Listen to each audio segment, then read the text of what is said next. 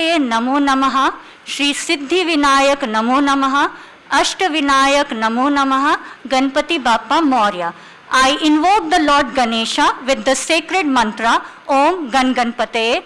Salutations to Lord Vinayaka who grants us Siddhi.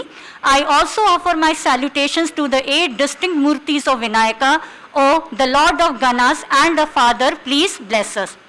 The subject matter of this international conference deliberation is though novel in its approach, but it is thousands of years old repository of knowledge. Indian knowledge systems, though it has been in focus for the last 2 years, we at School of Management Sciences, recognizing the immense potential and importance of Indian knowledge system, established a Center for Spiritual and Human Enrichment in the year 2003, under which this international conference is being organized with the noble objective to create a strong platform for all those who are interested in contributing towards enriching human lives and the modern management sciences through spirituality.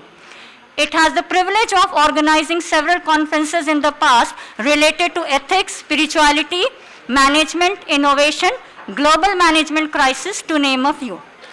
Dignitaries of the inaugural session, Icon 2024, scholarly delegates, media persons, ladies and gentlemen, a heartfelt welcome to you all.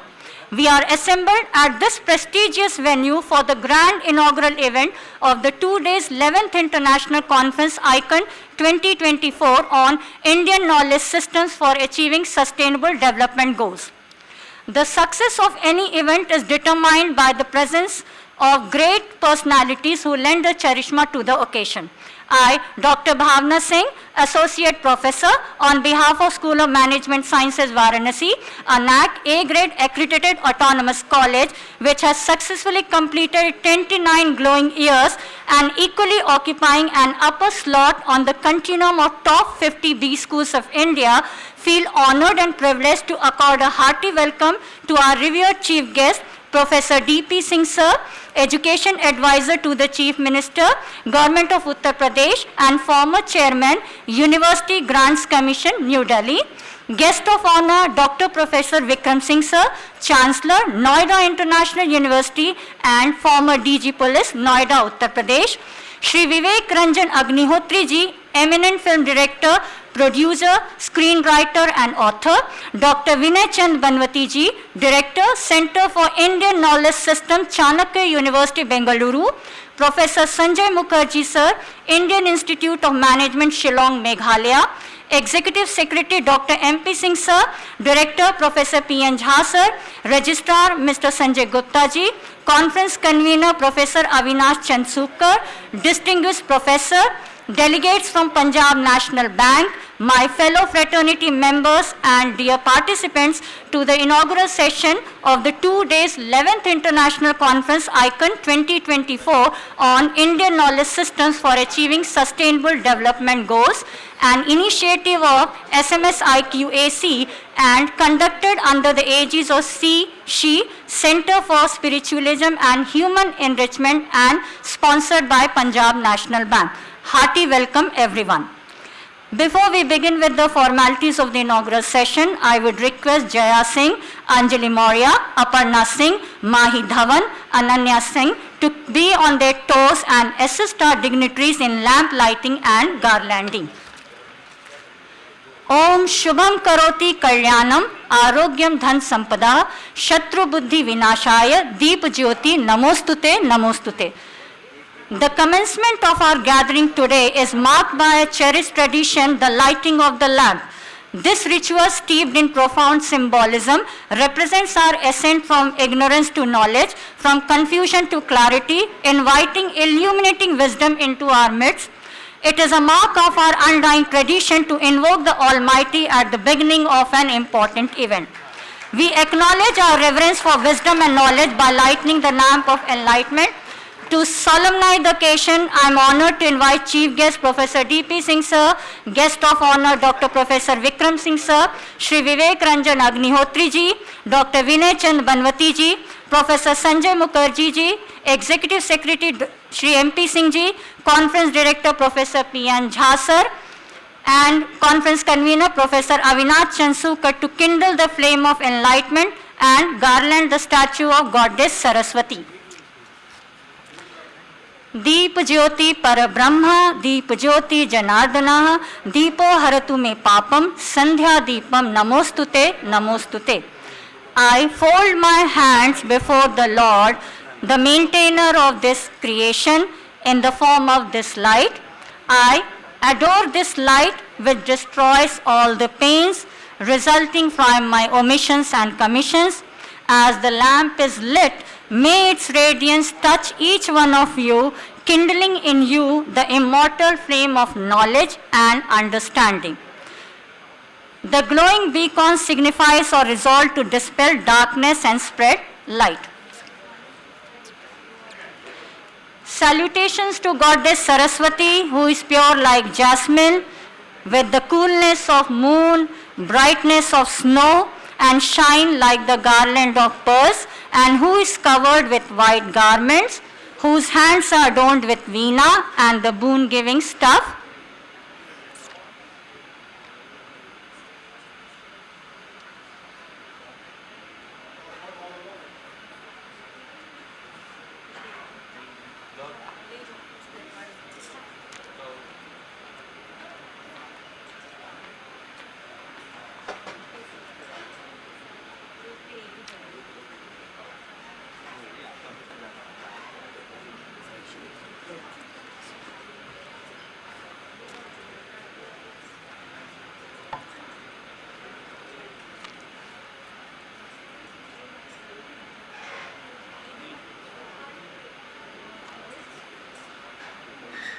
Our sincere gratitude to all the distinguished guests for setting the tone and energy for the rest of the day.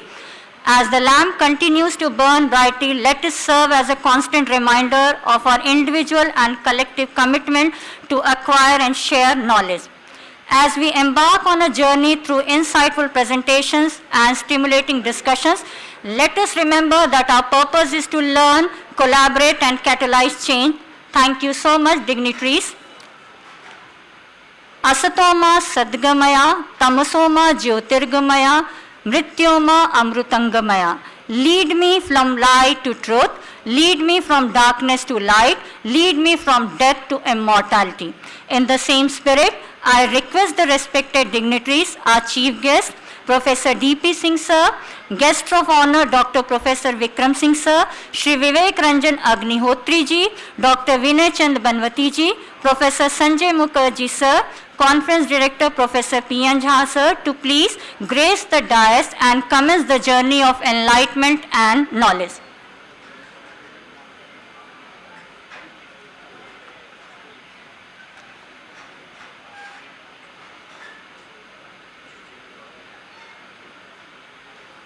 Distinguished personality who has achieved excellence and recognition in his field.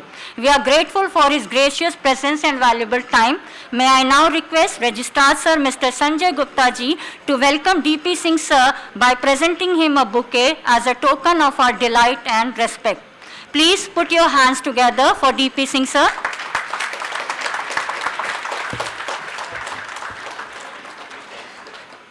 Thank you so much, sir. May I now invite Professor Chancellor, Noida International University and former DG Police, Noida, Uttar Pradesh, as a gesture of our gratitude and appreciation.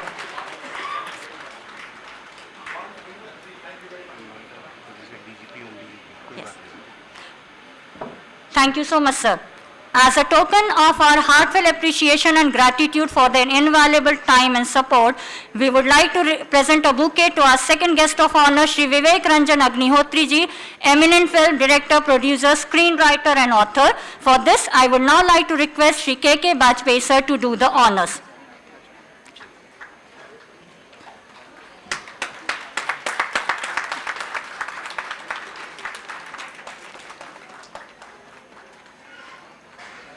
Thank you so much, sir. I would now like to request Kamal sir to present a bouquet as a token of respect to Dr. Vinay Chandra Banwati Ji.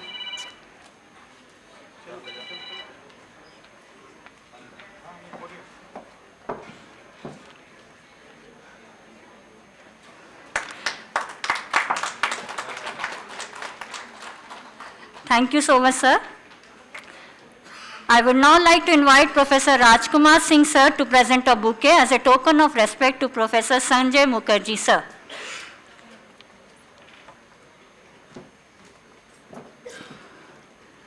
It is through these small gestures of appreciation and gratitude that we build a culture of respect and inspire others to strive for excellence. Welcome is the first sign of hospitality. Words of welcome fill an occasion with warmth. A pessimist complains about the wind, an optimist tries to change it, and a leader adjusts the sails. The sail for this intellectual pursuit, Icon 2024, were adjusted by a person who is not only a great motivator to all of us, but a visionary and the person who continuously motivates us and gives us the belief to bring together such event. He is none other than our respected director, sir, and the conference convener, Professor P.N. Jha. I am delighted to get this opportunity to invite our venerated director, sir, Professor P.N. Jha, sir, to mark the beginning of the inaugural session of the 11th International Conference, Icon 2024, with his welcome address. Sir, can we please have you on the podium?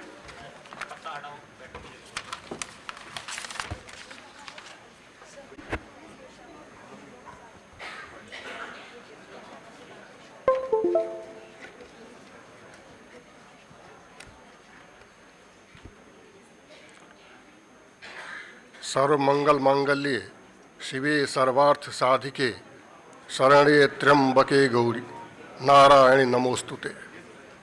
सिद्धे साध्य सतामस्तु प्रसादा तस्य धूर्जटे जाह्नवी फेन लेखेव यन्मूर्धनि शशिनः कला। सर्वा बाधा प्रशमनं त्रैलोक्यस्याखिलेश्वरी एवमेव त्वया कार्य मस्मद्वैरिविनाशनम्।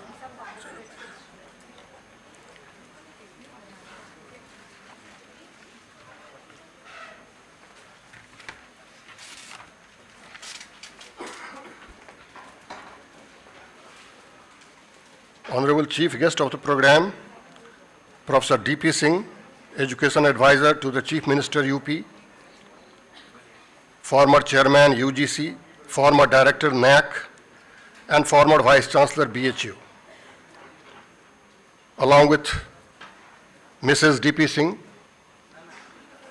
venerated guests of honor, Dr. Vikram Singh, Chancellor, Noida International University and former DGP, Uttar Pradesh, Sri Vivek Ranjan Agnihotri, eminent film director, producer, screenwriter and author, Professor Sanjay Mukherjee from Indian Institute of Management, Shillong, and Dr. Vinay Chandra Panvati, Director, Center for Indian Knowledge Systems, Chanakya University, Bengaluru, Executive Secretary, SMS Varanasi, Dr. M.P. Singh, other distinguished guests and participating dignitaries, conference convener, Professor A.C. Subkar, ladies and gentlemen, it is indeed a matter of scholastic exuberance and immense satisfaction that School of Management Sciences, Varanasi, has been organizing its 11th International Conference on the topic Indian Knowledge Systems for Achieving Sustainable Development Goals, SDGs. At the auspicious occasion, I take the opportunity to extend a tempestuous welcome to all of you. For the SMS Varanasi fraternity, it is indeed a great honor to welcome the galaxy of erudite intellectuals once again. Friends, SMS Varanasi has been a genre apart among the peer institutions in as much as nurturing the intellectual and academic strivings, co- and extracurricular activities, outreach initiatives, and civic engagement quite sincerely as a globally sensitive organization, and further provides a context that enhances professionalism, humanism, and social responsibility of a high order, with a view to meticulously address to the set of daunting challenges before a pristine B school in maintaining desired level of professional impeccability. SMS Varanasi regularly undertakes a comprehensive introspection as well as environmental scanning to ensure that no emerging issue of academic significance could escape its intellectual radar. And this is the putative singularity of the institution's ambrosial salience. Guided by its societal hortatory obligations, SMS is once more standing before you with a grave issue in order to seek your cognitive involvement to look into the matter and come out with your respective guidelines for addressing to the present matter of national and international significance. We have been extremely conscious towards making honest contributions in terms of both the creation and dissemination of the relevant knowledge inputs by providing creative platforms to the teaching learning community, corporate captains, policy makers, and other pertinent stakeholders for making needful deliberations in order to address to any issue of considerable prominence. Apart from regular organization of national and international level conferences, the institution equally provides various other intellectual channels by regularly publishing 5 biannual research journals for giving proper impetus to this great cause. These journals include Management Insight, Purushartha, Computing Trend, SMS Journal of Entrepreneurship and Innovation, and the recent one, Commerce Research Review. The present international conference, 11th in the row, is being organized under a similar spirit with the aforesaid landscape of SMS Varanasi. The conference topic revolves around Indian knowledge systems and the channels of their application towards successfully achieving all the various sustainable development goals, not merely on our land, but globally. Basically, knowledge is the fact or condition of knowing something with familiarity gained through experience or association. In Srimad Bhagavad Gita, Lord Krishna tells Arjun that knowledge is the great purifier and liberator of the self. In the contemporary context, we know that rapid changes both within and outside India in respect to politics, economy, technology, environment, demography, and aspirations portend a future that will be very different from the past. While one cannot foresee the future, one can at least try and be better prepared for it, and knowledge is the key to that preparation. Indian knowledge systems cover an inexhaustible myriad of areas and disciplines whose vision penetrates deeply into the humanities' perennial questions. Our classical scriptures, including Vedas, Puranas, Upanishads, Satpat Brahman, Ramayana, Mahabharata, thoughts and philosophies of Valmiki, Vedavyas, Yagyavalk, Charak, Vatsayan, Tulsi, Kabir, Charak, Kalidas, Tansen, Kautilya, Aryabhat, and etc. constitute the ceremonial storehouse of this huge pool of knowledge. Albert Einstein had once remarked, "We owe a lot to the ancient Indians, teaching us how to count, without which most modern scientific discoveries would have been impossible." We are also well acquainted that Sustainable Development Goals, SDGs, a collection of 17 interlinked objectives for peace and prosperity worldwide, are the projection of the United Nations General Assembly in 2015. The SDGs basically emphasize the interconnected environmental, social, and economic aspects of sustainable development. Looking through the lens of Abraham Maslow's renowned need hierarchy theory, portraying a 5-tier model of human needs, food constitutes the most basic need, which has been earmarked as SDG 2, the zero hunger. Zero hunger or end hunger or no hunger asks for achieving food security, improved nutrition, and promote sustainable agriculture.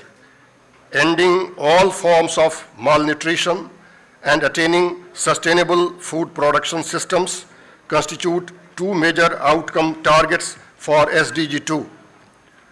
But unfortunately, the existing conditions we have been made to face do not at all look conducive towards attaining a state of zero hunger. An honest analysis of our country's recent performance, achievement, forecasts, and the relevant scenario makes it evident that India has been ranked 111 among 125 countries in the Global Hunger Index Report 2023. Performance once again being worse than our neighboring countries. It further reveals a continuous rise in the prevalence of undernourishment from 14.6% in 2018-20 to 16.6% in 22-23. India's GHI score 2023 stands at 28.7, categorized as serious on the GHI severity of hunger scale. There has been a gradual shrinkage in the area of cultivable land and sown area. Rainfall has been deficient. Worryingly, the country's reservoir level has also been depleting from 76% to 62%. The rapid economic development is of course welcome, as it has changed the life of millions of Indians, but there is no element of doubt that it has also polluted the environment in which more than a billion Indians live, making new highways, widening the existing roads, and pursuing several other developmental projects today often result in an unabated cutting of hundreds-year-old trees, which is certainly detrimental to achieving environmental and climatic sustainability. These facts and factors do not seem to be corroborating to the possibility of a successful achievement of the goal of zero hunger at the end of Indian counterpart. The grave problem therefore asks the participants to explore and extract a feasible and pragmatic solution from the unparalleled epistemological treasure of Indian knowledge systems to help ensure the best possible achievement of not only a single SDG, no hunger, but all the various SDGs for peace and prosperity of the humanity at large. With an exulting reverence and deep sense of gratitude, I once again extend a warm welcome to all of you and wish the conference a grand success. Thank you. For your exemplary welcome address. It's always an honor to listen to you. Albert Einstein has very rightly said that we owe a lot to the ancient Indians teaching us how to count, without which most modern scientific discoveries would not have been possible. Very aptly fits the occasion. A number of years ago, I was chatting with a friend of mine who turned to me and asked, why do people attend conferences? It made me pause to think for a moment. For a conference organizer, this is the ultimate question. The main reason why people attend conferences is to connect with people, to expand knowledge and find solutions to the problems, to present ideas and work to others, learn beyond their field of interest. So here we are to connect, to expand our knowledge and to find solutions to the problems of the society. Who better to guide us in this endeavor than the galaxy of individuals sitting on the dais? When you're around enormously successful people, you realize that their success isn't an accident, it's about hard work. We rarely get a chance to listen to such great stalwarts. I'm profoundly delighted to invite our first dignitary, our guest of honor, Dr. Professor Vikram Singh sir, to bless us all with his inspirational and motivating words. But before that, let me briefly introduce our guest of honor. Professor Dr. Vikram Singh sir, Honorable Vice Chancellor, Noida International University and retired Director General of Police, Uttar Pradesh, needs no elaborate introduction as he is a well-renowned name in the nation for his tireless efforts for curbing crime and establishing law and order in the society. He completed MSc from Allahabad University in 1972 and PhD in Ecology from Kumaon University in 1990. He has authored 3 books till now entitled Ecosystems of Central Himalayas, Human Rights in Police, and Chambal Dacoits, Bagis or Bandits. He has also been awarded by the National Human Rights Commission for his book entitled Human Rights in Police. A person with high integrity, discipline and character, Professor Dr. Vikram Singh sir is a household name when it comes to voicing opinion on matters of public importance. He is regularly invited on media channels, and Limca Book of Records also mentioned him as the most decorated police officer in the year 2014. I now request our honored guest of honor to address the gathering and cast the light of his knowledge upon us. Sir, please. Thank you, Dr. Bhavna. Thank you very much. Thank you very much. Ladies and gentlemen, Dr. MP Singh sir, thank you very much for inviting me. You are one of your unworthy servants who does not deserve to be the dust of the feet of the galaxy of the wonderful speakers sitting on the dais. Ladies and gentlemen, you have come to listen to them, not to me. Therefore, I will scale down my address to just 10 minutes or even less than that. जी जी, okay sir, okay sir. इतना तो है कि चेहरा पढ़ लेता हूं. जब आप बोर होने लगेंगे तो मैं तुम्हें वाणी को विराम दे दूंगा. मैडम, आपको जन्मदिन की बहुत बहुत शुभकामनाएं. आपने इस सभा को बर्थडे पार्टी में कन्वर्ट कर दिया, इसके लिए आपको विशेष साधुवाद. और सेलिब्रेशन होगा उसके बाद. Sir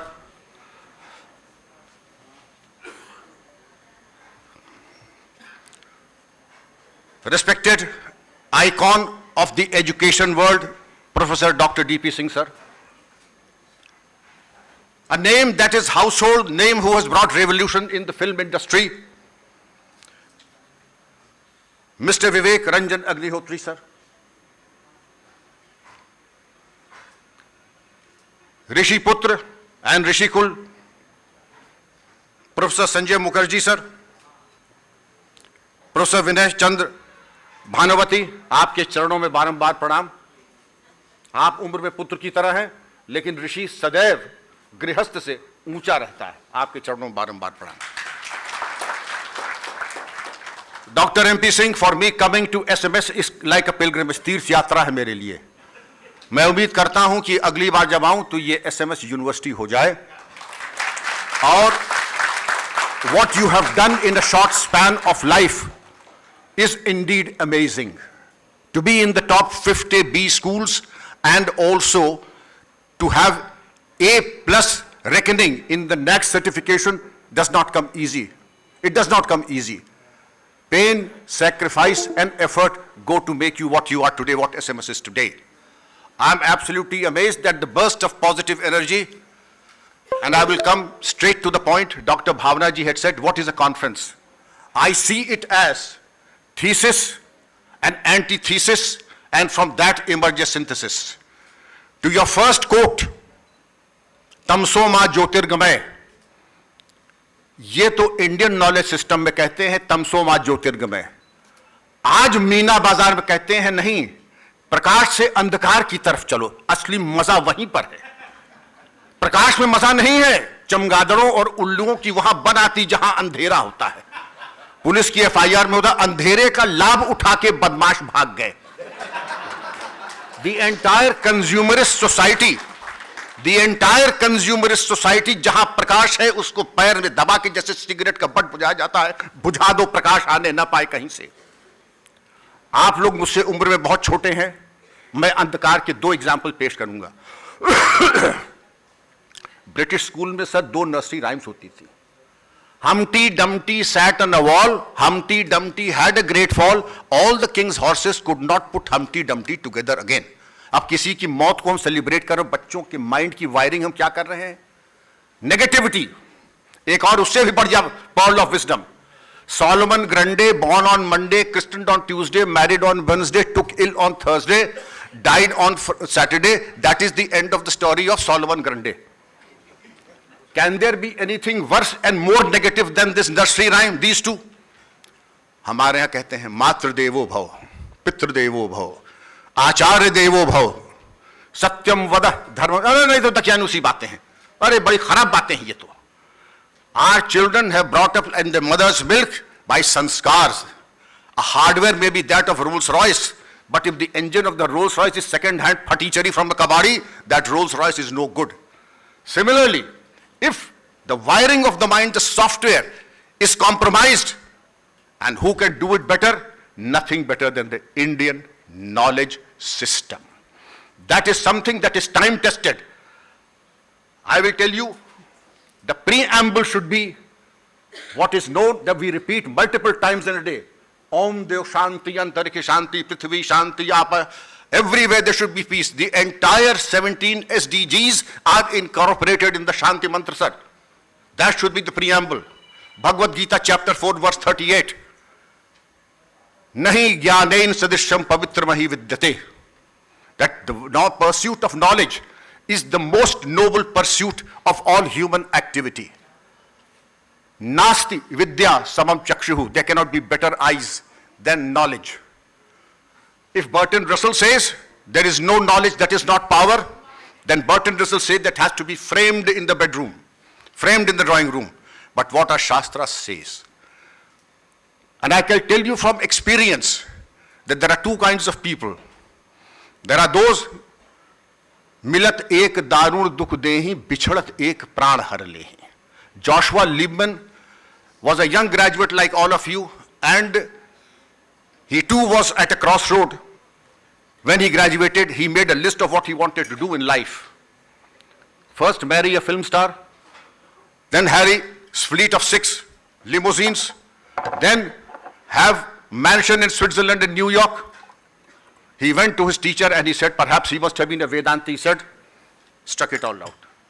3 words, peace of mind. Peace of mind. If you have that, everything is relevant, otherwise everything is irrelevant. Peace of mind became the bestseller in New York for a good 12 years. And that is the neurotic pursuit of consumerism. Neurotic pursuit of consumerism. As Mahatma Gandhi said, there is enough in the world for everybody's need, but not sufficient for one person's greed. सिकंदरों और तैमूरों को भी अरमान ये दुनिया पूरी नहीं कर पाई, न कर सकेगी.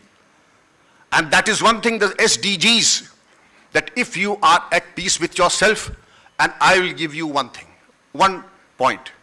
Carl Jung, C-A-R-L-J-U-N-G, one of the greatest psychiatrists the world has seen, he said, in 60 years of my psychiatric practice, 60 years, I have not come across a single person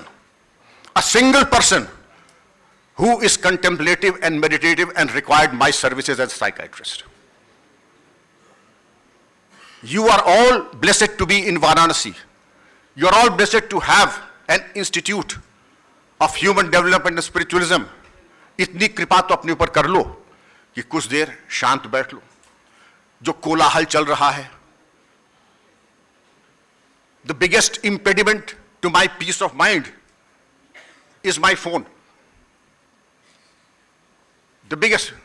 आज से जब पहली बार आया था सर, तो मैं बच्चों से पूछा था कितनी बार देखते हो, तब एवरेज था 200 बार दिन में. आज ये एवरेज 800 बार हो गया, बल्कि उसी में रहते, कभी कभी बाहर आते हैं कछुए की तरह. कभी कभी भी उनका जीवन ही इसी को समर्पित हो गया है. क्योंकि जब एसडीजीज हम चाहते हैं, then you have to live for others. Then you have to see the distilled knowledge that our forefathers have given. It is time tested. My own research has been energetics of agro ecosystems of central Himalayas and its relation to forest ecosystems. And that goes to show the tribal knowledge. We have 744 tribal communities in India. Their distilled knowledge, their tree plantation, their afforestation, to check deforestation, and anyone who dares look towards harming the biodiversity, the flora and fauna, वो दतून भी जब तोड़ते हैं तो plant को प्रणाम करके आशीर्वाद लेके तब दतून तोड़ते हैं. हर साल प्रत्येक पर्व के ऊपर वृक्षारोपण को एक अभियान की तरह चलाते हैं. इसीलिए ट्राइबल नॉलेज को हम क्या कहते हैं, tribals are backwards. Look at their food habits. Feeding, this is the last generation we will see, professor MP Singh sir, जो गौ ग्रास निकालते हैं, जो कुत्ते के लिए कोरा निकालते हैं, जो कौवे के लिए कोरा निकालते हैं. To feed one and all, everybody has a right. मैं चमन में चाहे जहां रहूं, मेरा हक है फसले बहार पे. लेकिन हमारे साथ जो अन्याय हुआ है, आप क्षमा करेंगे, मैं बता, हमारे साथ अन्याय हुआ है. 13वीं शताब्दी में बख्तियार खिलजी ने जब नालंदा को भस्म किया था, पुस्तकें उठा के ले गए, उनको प्लेजराइज किया, और प्लेजराइज करने के बाद what happened was that what was totally Indian, Bhavna ji had mentioned and Professor Jha had mentioned about India's contribution and Indian knowledge system to the cause of science and astronomy.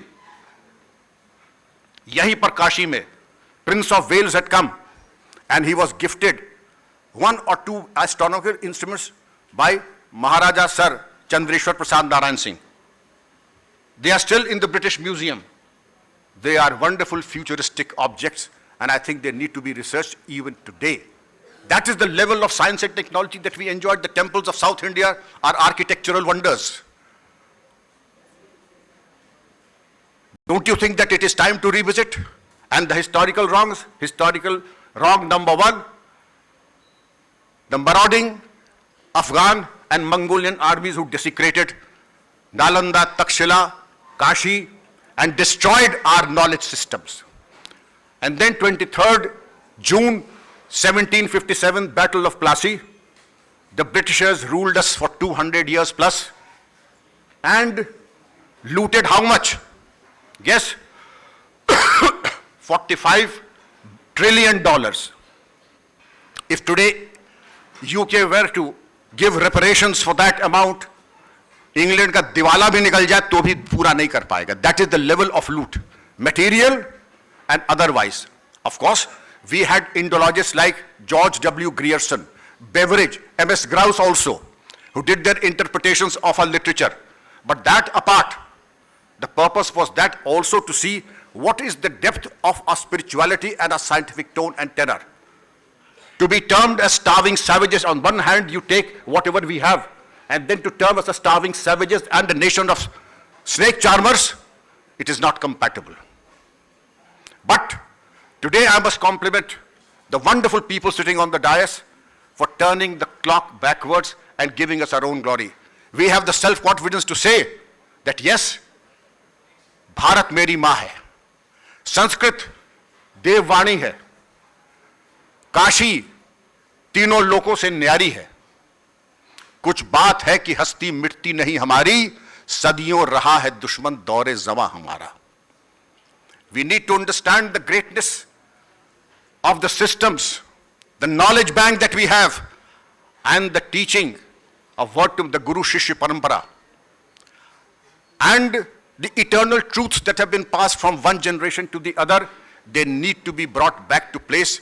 The entire treasure was here, लेकिन वही है कि हमारी विरासत में कोहिनूर और मनसरोवर का स्फटिक जल था, लेकिन अंग्रेजों ने और आतताइयों ने हमें नाली में ढकेल दिया था. हम उसी को पवित्र जल समझने लगे थे. That is the time now to realize the glory that was India. Swami Vivekananda said, India's heritage is rooted to the past. We don't have to go anywhere to see SDGs. वक्त से पहले और उम्मीद से ज्यादा हमारा Indian knowledge system दे देगा sir. Swami Ramakrishna Paramahamsa said, those who are the true followers of the Almighty will not have enemies. They will not think of anybody as enemy. और आप बच्चे, क्योंकि एक सूत्र मैं और देखे जाऊंगा. स्वामी विवेकानंद ने 2 बातें कही थी, मुझे बहुत अच्छी लगती हैं, आपको देखे जाना चाहूंगा. Think positively and masterfully. Think positively and masterfully with faith and confidence, and life becomes more meaningful, full of achievements. और अभी क्या है? अला विद्या बला विद्या, कहीं हमारा साहब वो 7:30 ही न लग जाए और वो 4:45 ही न लग जाए, टांग न टूट जाए. Forget all this. Think positively and masterfully with faith and confidence. वीर भोग्या वसुंधरा. 2 लोग कुंडली नहीं विचारते हैं. भाई एस्ट्रोलॉजी की बात नहीं कर रहा हूं, जिनको विश्वास है बहुत अच्छी बात है, लेकिन MP सिंह साहब 2 लोग कुंडली विचार नहीं करते हैं. एक दरिद्र, क्योंकि उसके खोने पाने को कुछ है ही नहीं, क्या चला जाएगा. और दूसरा सूरमा, कि अगर मंगल शनि टेढ़ा है तो तलवार से सीधा भी कर देगा, और अगर दोनों हो तो और नहीं डरेगा. दरिद्र भी हो सूरमा भी हो तो और नहीं डरेगा किसी से. Be bold, have faith, as Swamiji had said. If there is a remote star many light years away trying to impact you, then that star also is not worth its name. उसको और कोई काम नहीं कि आपको आच्छादित करने की कोशिश करे. The second saying of Swami Vivekananda, which is the gist of all literature, Indian knowledge system. Do not waste your time Do not waste your time in idle conversation. Understand the power of silence. Understand the power of silence and become a dynamo of spirituality. Become a dynamo of spirituality and this power will be given to you. फिर हर जगह सर्वत्र मंगल ही मंगल है. हमारे SDGs है sir, 700 श्लोक हमारे देवी महात्म्य मार्कंडेय पुराण में है. अब हमको सिखाया जाएगा जेंडर इक्वालिटी. सर्वभूता यदा देवी स्वर्ग मुक्ति प्रदायिनी. सर मैडम के पास रिमोट है और मेरी श्रीमती जी के पास मेरा रिमोट है. मुझे सर 3 बार गोली लगी है, मैं डरता नहीं हूं, अलकायदा से, टेररिस्ट वजह से, लेकिन जब घर जाता हूं सोच समझ के जाता हूं जरा. और हमें जेंडर इक्वालिटी सिखाया जाएगा. हमें जेंडर इक्वालिटी सिखाया जाएगा. जेंडर इक्वालिटी यहां मूर्ति रूप है. जेंडर इक्वालिटी यहां मूर्ति रूप है. या देवी सर्वभूतेषु मातृ रूपेण नमस्तस्यै नमस्तस्यै नमस्तस्यै नमो नमः. और टाइम मैनेजमेंट के बारे में सर 1 मिनट और लूंगा, अगर लास्ट 1 मिनट, बस 1 मिनट और. Time management is life management. आपके बारे में बच्चों आवाज आ रही, back benchers, time management is life management. क्या कहा मैंने? और ये जो चीज है ये एक तुम्हारे लिए टूल है, तुम्हारे वेलफेयर के लिए. तुम इसके आदी ना हो जाओ तभी एसडीजीज प्राप्त करोगे. बनारस में या किसी और छोटे जिले में, गाजीपुर में एक मेला लगा था, तो 4 बच्चे हमारे जो थे वो वहां मेला देखने गए. वहां पर कंप्यूटर स्क्रीन था और कहा था देयर इज अ कॉन्टेस्ट, जैसे कौन बनेगा करोड़पति. सवाल पूछे जाएंगे, अच्छा जवाब देने पे 10,000 रुपए मिलेंगे. तो 2 बच्चों ने एंट्री फीस दी 500 रुपए. 10,000 का इनाम बहुत होता है. नाइकी शू भी आ सकता है 10,000 में. तो उनका पहला सवाल, आप विवाह करना चाहते हैं, हाँ या ना? का हाँ. पत्नी कैसी हो? अति सुंदर, सामान्य सुंदर, सामान्य. तो उनका अति सुंदर. खाना बनाना जानती हो? ना जानती? खाना बनाना जानती हो? अंग्रेजी बोलना जानती हो? ना अंग्रेजी बोलना जानती हो? उसका अगला सवाल, अच्छा चल रहा था खेल. अगला सवाल, दहेज देने वाली न देने, दहेज ज्यादा देने वाली. उनका आखिरी सवाल 10,000 रुपए वाला. आपको दूसरों के बारे में काफी चिंता रहती है, जरा अपनी शक्ल शीशे में देख लीजिए. आपकी वैल्यू 0 है. आप ऐसे लोगों की वैल्यू 0 जो दिन भर छलनी से पानी छानते रहते हैं, नतीजा कुछ नहीं निकलता, 0/0. जेब से 500 रुपए भी गए, नतीजा हाथ कुछ नहीं आया और बेवकूफ बन के घर आ गए. तो बच्चों, ये सर्फिंग में किसी को कुछ नहीं मिला है. होशियार को इशारा काफी, नाम नहीं दूंगा क्योंकि मैं सर एक्सेस करता हूं.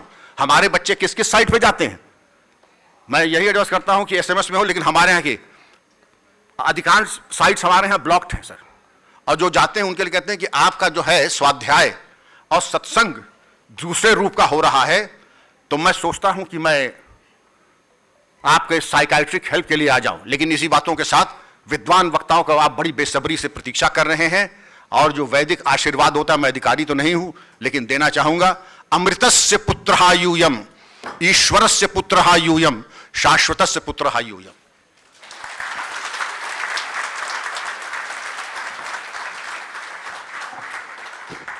Thank you so much, sir, for getting wonderful insights on Indian knowledge systems and sustainable development goals and setting a delightful tone for the rest of our next guest of honor, Dr. Vinay Chand Banwati ji, to address the gathering. Dr. Vinay Chand Banwati ji is a scholar in the field of yoga and Indian psychology. He has been a visiting faculty at various international universities of repute.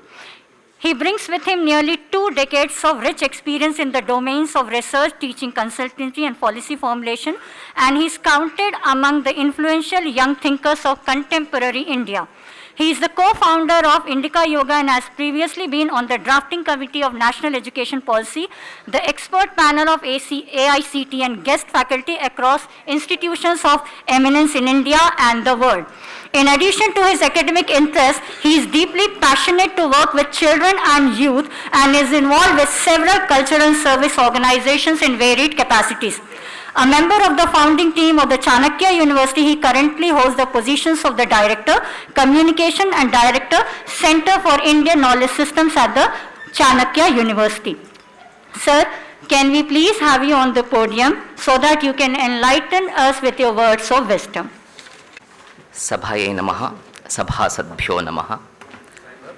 It's indeed an honor to be back here at this event, at this institution, as I still relish the experiences of my last year here, I'm already back here, so it's a wonderful opportunity to share a few thoughts that bothers me, and especially in the context of sustainable development goals and Indian knowledge systems. With the permission of the dignitaries on the stage, and my pranams to Professor D.P. Singh ji, Professor Vikram Singh ji, Professor Banerjee ji, Professor P.N. Jha ji, and all the dignitaries on the stage here.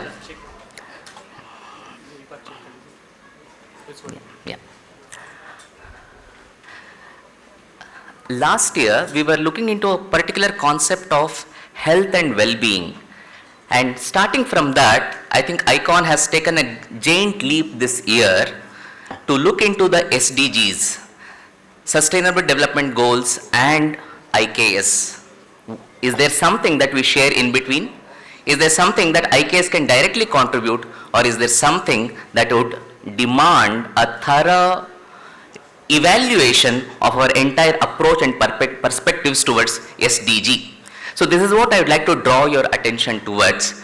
My entire presentation is categorized in 3 chapters: the context of it, the problems and the consequences that we can note, and probable solutions and where they come from. First of all, when we speak about sustainable development goals, we should just need to understand the context. It involves 3 essential things. When they say about sustainable development, it's these 3 things that we look into. One is the inclusivity, the other one is sustainability, and the third point is resilience. Inclusive, sustainable, and resilient future for both planet and people. This idea of SDGs emerged in the year 2015. Till that point, it was largely considered as MDG, Millennium Development Goals. If you look at the Millennium Development Goals, the focus was largely on people and society. Very little consideration for nature, biosphere, planet, etc. Of course, there were a couple of points, but it was largely around people. Somewhere around 2015, it was a gradual development, the entire membership of UN General Assembly came into a common understanding that in 15 years' time, we need to have certain goals which have specific indicators, and we should do our best to achieve these goals by 2030. Just look at the timeline. So these were the 17 goals that were accepted by 191 countries out of 193 countries that are there in UN. 191 consensuously adopted these 17 goals, and these 17 goals, again, if you classify them, they largely cover these 3 areas. One is the biosphere, that is planet, nature, etc. Second one is about society, where you have people, elements about people, hunger, gender equality, so on and so forth. And third one is about economy, the business models. These were the 17 goals which were set, and today we stand in the year 2024, that is nearly after 7 years after its commencement. So it's the right time to take an evaluation as to how we have progressed, if we have progressed at all. I think this is the finest time to review anything in the midway, and when we start reviewing, I think these 3 things call our attention. What are the economic systems that we have? What are the kinds of social and environmental indicators? How do we stand? So this is what we need to measure. If we look into these 3 aspects, I am sure it will hold us a mirror as to what kind of progress we have made so far. So please have a look into it as to what kind of progress we have made. This is from the last year's report, which has been recently released. Out of the 17 goals, which covers roughly around 169 indicators, if you look into it, the green shows that we are on the right track. Yellow shows we have deviated moderately or severely, and red shows that we have gone in a different direction, or rather we have receded back, we have not at all made any progress, and the gray area remains as a gray area which we don't have information, or we are not fully aware of it. So if you really look at the statistics, progress is 30% in few areas. If you look into the yellow area and the red area, nearly about 60% we have not progressed or we have deteriorated. This is simply an eye-opener for us at the end of 7 years, have we made progress or not? And even among them, I just want to call your attention to 3 important areas. If these 3 important areas are well taken care of, I am sure the other ones also will take care of. We are in an age where we are very proud about the kind of economic systems that we have developed. So just we'll look into it, what we have done in this area. Okay? So look at this, all these companies, the unicorns, so on and so forth. Byju's stands as a classic case study in this context. All these businesses that you see, this is just a small list. All these businesses have died or on the verge of dying in last few years. They were all unicorns. They were valuated high. I'm sure being from the management school, business school, all these would be of interest to you. eBay has gone, Snapdeal has gone, ShopX has gone, all these have gone and they have died a very humiliating death. It's not even a natural death. What happened with them? What was the kind of business practices that they came up with? They were all unsustainable business models. I'm not starting from the health, I'm not starting from the planet perspective, but I'm starting from businesses and economy, which we are so happy and proud about. What is the kind of economic models that we have put forth? If you look at all these companies, how do they operate? They operate on the basis of market share. Evaluation is not based on profit, but it's largely made on how much market they occupy, the market share of each one of these company. And then you come, and today there's also a guideline which says fail fast. It's not about sustainable business, it's about how fast you can fail.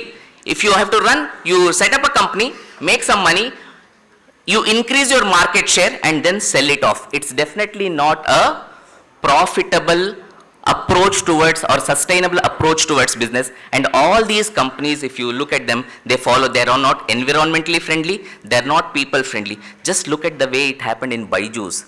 The people who are working, they were now not paid, but lakhs and lakhs of amount were spent on advertisements. I mean, one of the biggest advertisements, they paid like anything, paid through their nose. And not only that, in all these companies, none of the founders, none of the promoters or the head who were heading it, they did not go bankrupt. The companies went bankrupt, people lost jobs, while the heads were getting heavy paychecks for all these companies. So it's all unhealthy. Environmental resource exploitation, human resource exploitation, economic exploitation, unhealthy or unsustainable offering, then quality, focus on quality over quantity, quality over quantity, quantity over quality, addictive consumption pattern, complex opaque global value chain, short-term stakeholder interest and not the long-term perspective, and finally, unstable financial practices, while completely ignoring the 3 elements, that is profit, people and planet.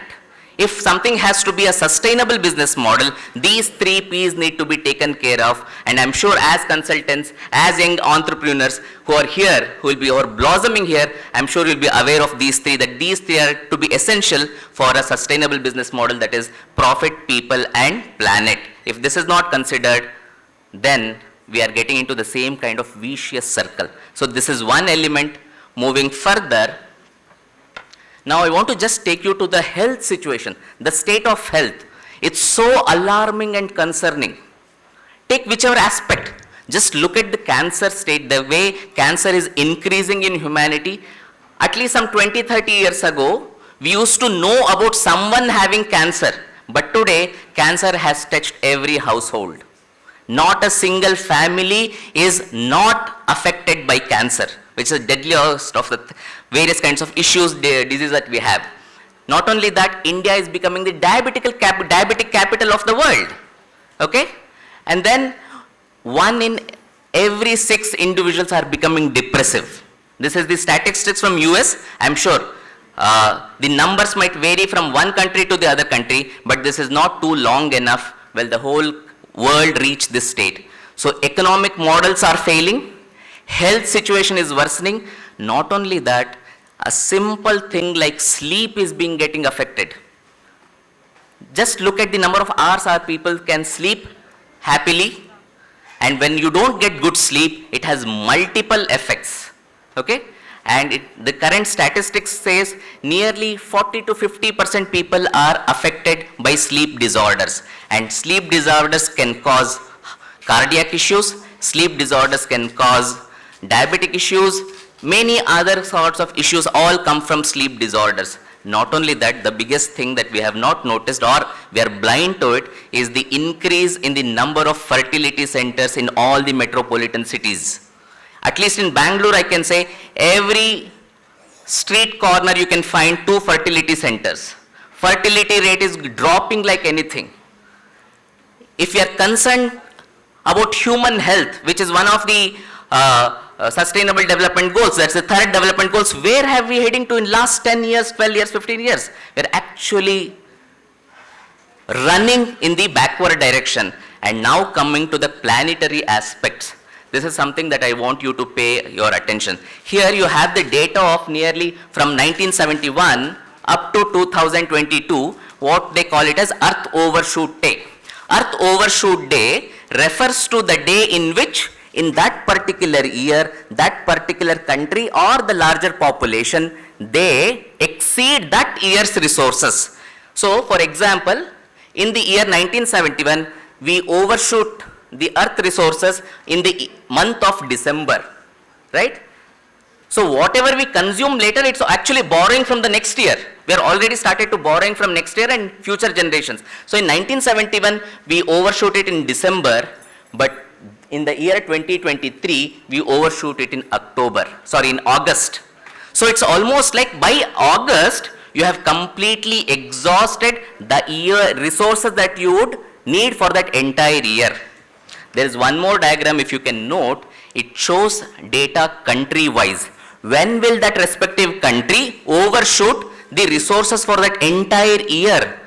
I mean, it's so sad to even to see the diagram.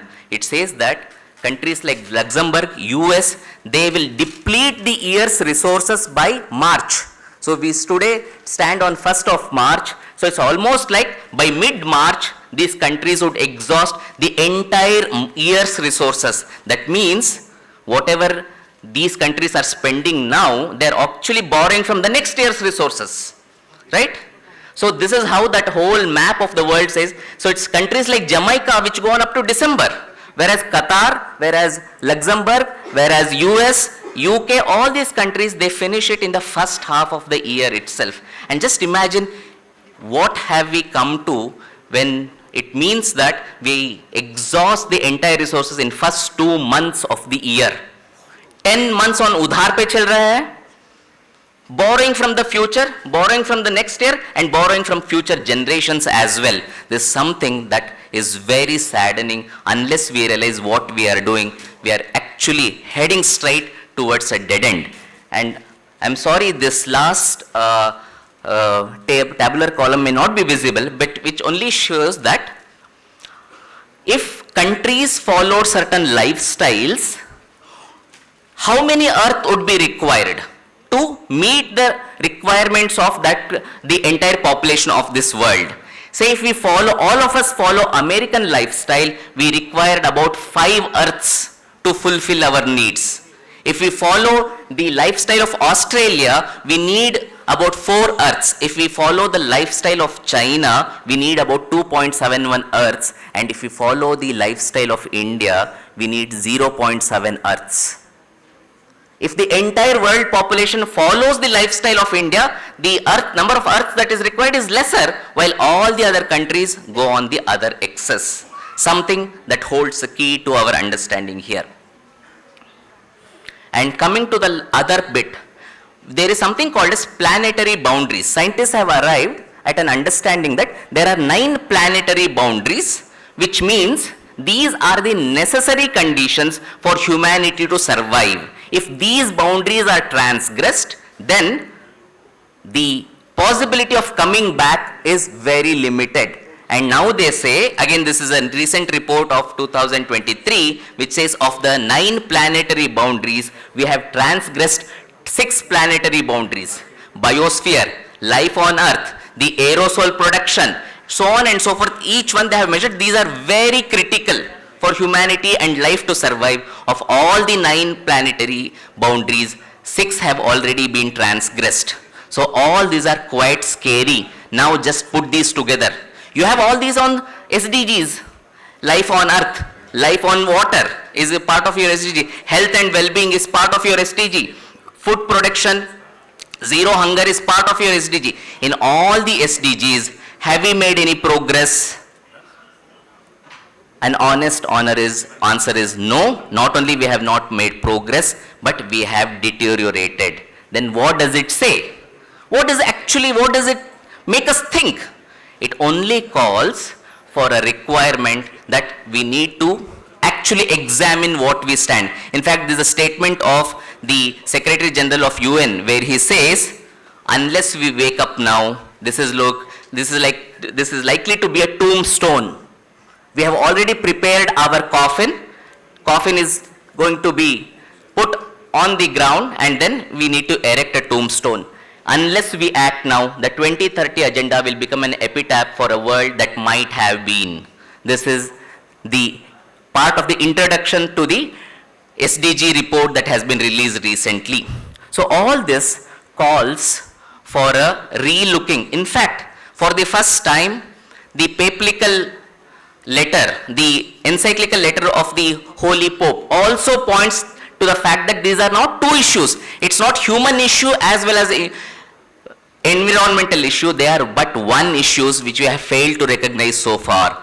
So all this definitely calls us to come to the next part of the issue, that is the solution part, the chapter 3rd, and which really looks into, calls for a solution. Where do we get the alternative perspectives? Before I get into that, I just want you to look into this another index which has come up called as Green Dex Index, okay, where they have put together about ranked 18 countries, and to look at it, which is the greenest in the sense, which is contributing towards the green or sustainability aspect. India stands on the first ranking, US stands at the last, right? While we have our own issues, we have our own challenges which Professor P.N. Jha was referring to. So there we have a lot of issues, but still there is something that we really need to look into, our own ways of living and being, which can provide solutions.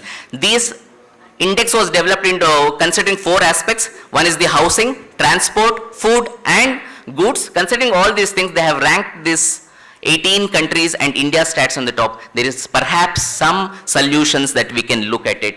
And what are the probable solutions that people say to all these issues? Again, which are generic that most of you would be aware of. One is looking into the transportation, take care of the fossil fuels, change your eating habits, then protect forests, protect life in the earth, and recycle, reuse and related things. So these are largely the considerations as solutions, but where do they come from? Where can they emerge actually? This, what they say is, the general answer that we get is, oh, science is going to give us all the solutions. We'll come up with climate technologies which are sustainable technologies which will give us the answers. But most of these problems do not emerge from science or technology. Science and technology are just the tools. Where do they emerge from? They emerge from the attitudes that we have. They emerge from individual and collective behavior. So if we were to address these issues, if we need to look into the and ensure that SDGs are properly attempted at, then we need to address this problem from a different levels, not from the same level from where these problems have been created. For some reason, Albert Einstein is coming back to the discussion again and again today. So again, we see him saying that you can never solve a problem from the same level of consciousness where you created. If you really need to address it, you need to tackle it from a different perspective, different level. And that's where it calls for a paradigm shift. A complete different perspective and approach. And where can we look at it is what, and when we say about that paradigm shift, what is that paradigm that we are looking at? One is a presence of a spiritual perspective. Second, an organic understanding of an organic whole and the integrality of things. Third is the diversity. Fourth one, is live and let live approach, and fifth one, pursuit of meaning, truth and beauty. These are the 5 elements which can bring about a paradigm shift in our approach. And where can you look at this? And this is what the Indian tradition, Indian heritage, Indian knowledge systems holds in its bosom. Okay? When you look at the spiritual perspective, the very first idea from the Ishavasya Upanishad, Ishavasyamidam sarvam yatkincha jagatyan jagat, something that has enveloped the entire universe from outside and something that has permeated from inside. Okay, Isha Avasyam, that everything is one. Everything is organically connected because it emerges from one source. The consideration of Vyashti and Samashti, the way the Pindanda operates, this individual entity operates, this is the same way, exactly the same way the Brahmanda operates. There is a mirror connection between these two. And then the diversity. I think this is something we are familiar with diversity, but we speak of it in a very superficial terms. It's not just about wearing different kinds of dresses or anything. It is something more fundamental to that. That means, while truth is one, truth can be experienced through multiple ways and each way is valid way. It's not that I tolerate you though you are different, but I accept your means as a valid means for your pursuit. Mine might be different, but your ways is valid. See how this idea permeates in everything. The number of languages, more than 2000 languages in this country. The food habits differ so much to the extent that it actually contributes towards many things. Just to give you one example, there is a temple called Hornadu, Annapurneshwari temple in Karnataka, where the everyday bhog has to come from different varieties of rice. And for that very reason, the various varieties of rice has been maintained and protected there, not because their yield is high, not because you can maximize the yield which has happened in more or many places we have homogenized the species. But whereas in some places, whether it's Hornadu or whether it's Puri Jagannath, there is a requirement that the rice for the bhog should come from different varieties. So, irrespective of the quantity of their yield, they have been protected, and this diversity makes it more or less it actually helps in sustaining or holding this or make it less disease free. Homogenization has many other problems which we need not be discussing here, but in this manner diversity is something that is inherent, intrinsic to the Indic thought. And finally the live and let live, and while all this is happening, there needs to be some pull towards up for us to keep going on our path. That is where the pursuit of meaning, truth and beauty becomes so important. Otherwise, we always need some kind of distraction, and for that distraction we look into the material options. In order to overcome that, we really need to have this particular higher vision. That is what we call in technical terms as an alternative epistemology and an alternative metaphysics. What we understand as real and how does it express itself? How do we know what we are knowing? So need to bring in an alternative, completely alternative epistemology which is required to bring this paradigm shift. And if I have to summarize some of the important concepts which are helpful in this particular context is these things in the context of sustainable development goals. Just this one idea that Rina, this is a very fundamental idea, concept in the Indic thought, that everyone who is born with 3 runas. Tribhir rinavan jayate. What is it? The Pitru runa, Deva runa and Rishi runa. All are born indebted. We are indebted to the Pitrus, that is the parents and the ancestral lineage, because we are the beneficiaries of their tapasya. Similarly, Daiva, there are unseen forces which are acting in this world of which we are beneficiaries. And third one, the Rishi Runa, the teacher lineage which has preserved this knowledge for us. So each one of us are born with the 3 runas, and if we have to address these 3 runas, then you need to engage in the Pancha Maha Yajna, Bhuta Yajna, Rishi Swadhyaya Yajna, Nru Yajna. Like this, the Pancha Yajnas as the behavioral component, as the performative action component, it has been prescribed. So you have the idea of Rina, you are born indebted, how do you overcome the debt? By engaging in an yajna. Yajna is that conscious exchange where you are made a positive contributor to the cycle that exists. In fact, the Gita or the Rig Veda goes to the extent of saying that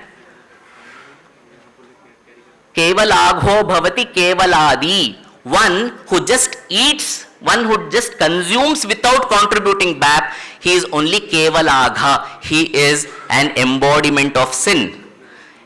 Gita says, Tena eva saha. He is a thief who does not contribute to the cycle. So one who is not participating in the cycle of yajna, then he is a thief or a sinner. So this is one fundamental idea that we come across when it comes to Runa and yajna. Similarly, one concept of Purushartha, which is also the title of the magazine of SMS school, okay, which very clearly defines while Artha and Kama have to be pursued, the pleasures of the life have to be pursued, while wealth has to be pursued, what is the sound basis on which has to be pursued? That is Dharma. Dharma, Dharana, Dharma ityahuhu, Dharmo dharayate prajaha. Dharma in that way is nothing but sustainability. It comes from the root dharane, something that nourishes and sustains. Okay, what better word for sustainability than this? Therefore, that whole Purushartha concept is a very strong framework for a sustainable development approach. In fact, we need to evolve a dharmic ecology which considers all these points, and out of which, inspired by which we develop the indicators, we develop the framework, and on which we can have the measurements as well. And similarly, when it comes to the health and well-being aspect, we have the entire well time-tested traditions of yoga and Ayurveda. I'll not go into the details. COVID itself was a mirror in many ways to show that how we were able to deal with it, while countries with most modern facilities, sophisticated instrumentalization were suffering, while how did we survive itself is a case study in this context. So then the whole idea of karma, that one needs to engage in a conscious action. Actions have consequences, whether consequences at the individual level or consequences at the collective level, consequences at the environmental level. My action has consequences. Just a few reminders, and with that I'll conclude. I wear a jeans pant. How many liters of water is it required to produce one pair of jeans? It requires about 7,600 liters of jeans, blue jeans. Remember that. We use diapers, sanitary napkins, so on and so forth, unmindfully, to the extent that every year we produce 3 lakh, this is just India numbers I'm telling, 3 lakh tons of sanitary waste every year, and our recycling capacity is hardly 1/10 of it. So every day we are adding. Just look at the way dhotis are there. Look at the life cycle of a dhoti. It starts as a dhoti, then it becomes a cleaning material, then it comes to something else. So at least it goes to a life cycle 10 to 12 years. And jeans pant, if you intend to change the jeans pant in 3 or 4 pants in a year or 2, the kind of resources that go into it, we need to be mindful. Karma comes in. I need to be mindful of what my actions are leaving behind. So in each and every aspect, now we have a choice whether I take the lifestyle that has come from the tradition, where I not only support, it is good for the entire planet, but also it leaves behind some 0.3 planets for some other emergency, or I follow the path of American lifestyle, which demands 5.1 Earths. Where do we get so many Earths? So the point finally is, it's not science, it's not technology that's going to solve our problems. If we just put all our eggs in one basket and say, oh, we'll come up with sustainable technologies in the future which is going to solve our problems, we are just procrastinating the dead end, nothing more. What the problem comes from attitude and behavior. If a solution needs to be brought in, it needs to be brought in the place of attitude and behavior, and for that you need to have an inspiration and a conceptual framework. IKS can provide both good inspiration and a very well developed conceptual framework based on which attitudinal change, behavioral change, following the science and technology emergence as well. So all this is possible in an alternative paradigm. Therefore, IKS is not an option anymore, but IKS is an imperative to survive. So with this, I once again thank the organizers, especially Avinash ji and everyone here, and offering my pranams to the dayas here, I conclude my words. Thank you.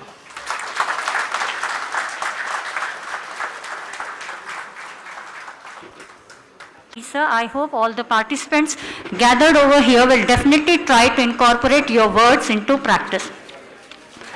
I now request Shri Vivek Ranjan Agnihotri ji to bless the audience. Shri Vivek Ranjan Agnihotri ji is a two-time national award winning filmmaker, author and public intellectual. As an ex-advertising professional, Vivek is highly sought after as a public speaker, particularly on socio-political issues.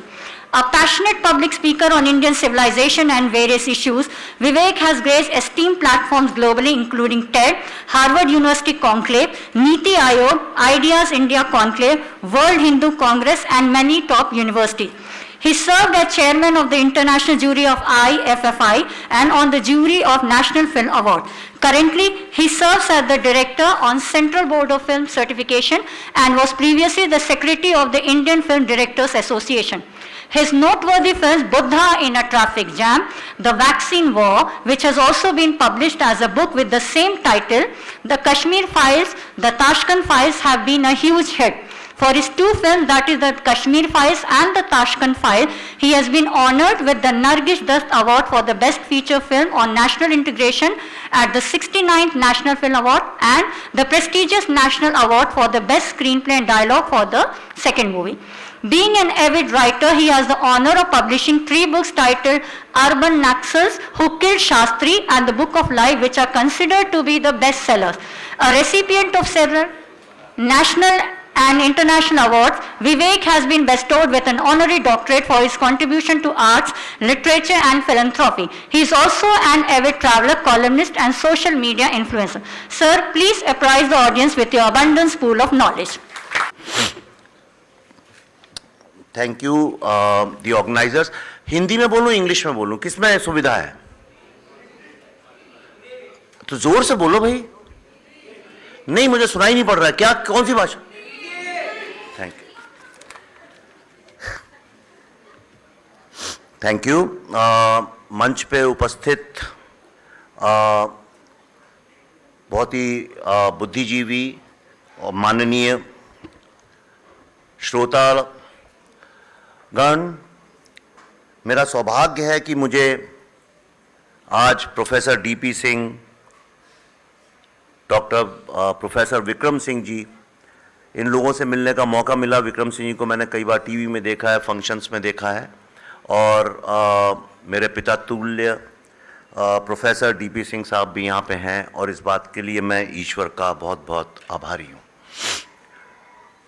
Kashi से सब लोगों का लगाव घाटों के कारण, गंगा के कारण, तमाम चीज़ों के कारण है. फिर मेरा लगाव जो है काशी से, वो काशी विश्वविद्यालय से है, बनारस हिंदू यूनिवर्सिटी से है, और मैं मालवीय जी को बहुत मानता हूँ. और कल ही मैं बता रहा था इनको कि मैं जो मेरी नई फिल्म है द दिल्ली फाइल्स, उसके लिए बहुत हम लोग पार्टीशन का जो सत्य है, जो कोई पढ़ाता भी नहीं है, कोई जानता भी नहीं है, कोई सुनाता भी नहीं है, अगर उसको सुनेंगे तो सारी धारणाएं हमारी ऊपर नीचे हो जाएंगी, और कोई वो डिस्टर्ब करने का काम करता नहीं है. डिस्ट्रप्शन तो राजनीति में सबसे कम किया जाता है. इसलिए जो नैरेटिव बन गए हैं, मालवीय साहब का क्या योगदान था, ये आज की जनरेशन भूल ही गई है. और शायद बहुत लोग ये नहीं जानते हों कि जो नेशनलिज्म है वो सारा बंगाल से निकला.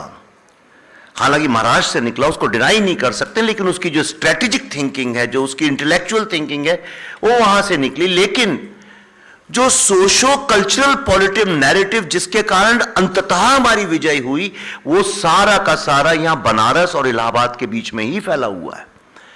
तो इसलिए बनारस वालों को सिर्फ ये नहीं सोचना चाहिए कि आपका अध्यात्म और धर्म में बड़ा कंट्रीब्यूशन है, आपको पता होना चाहिए ये स्वतंत्र भारत में काशी का कितना बड़ा योगदान है। और जब आपको वो पता चलेगा तो आपको धर्म के अलावा भारत से भी बहुत प्यार बढ़ेगा। पहली बात मैं शुरू करता हूं। पहली बात तो आपका जब टाइम खत्म हो कोई मुझे बता दीजिएगा। पहली बात तो मैं ये शब्द जो है इंडियन नॉलेज सिस्टम, इससे मैं एग्री ही नहीं करता हूं बिल्कुल भी। ये एक तरह की हिपोक्रेसी है। ये जो हमने कॉलोनियल माइंडसेट से जो सीखी है, सामने वाले को बुरा ना लगे, खुश हो जाए, हमारी बात स्वीकार हो जाए, एक ग्लोबल वर्ल्ड में अपनी पहचान बनाने के लिए इंफीरियरिटी कॉम्प्लेक्स से क्वाइंड शब्द है इंडियन नॉलेज सिस्टम। मैं आपसे पूछता हूं, जितनी वेदों और धर्मों की अभी आप बात कर रहे हैं, ये कहां पे उत्पन्न हुए?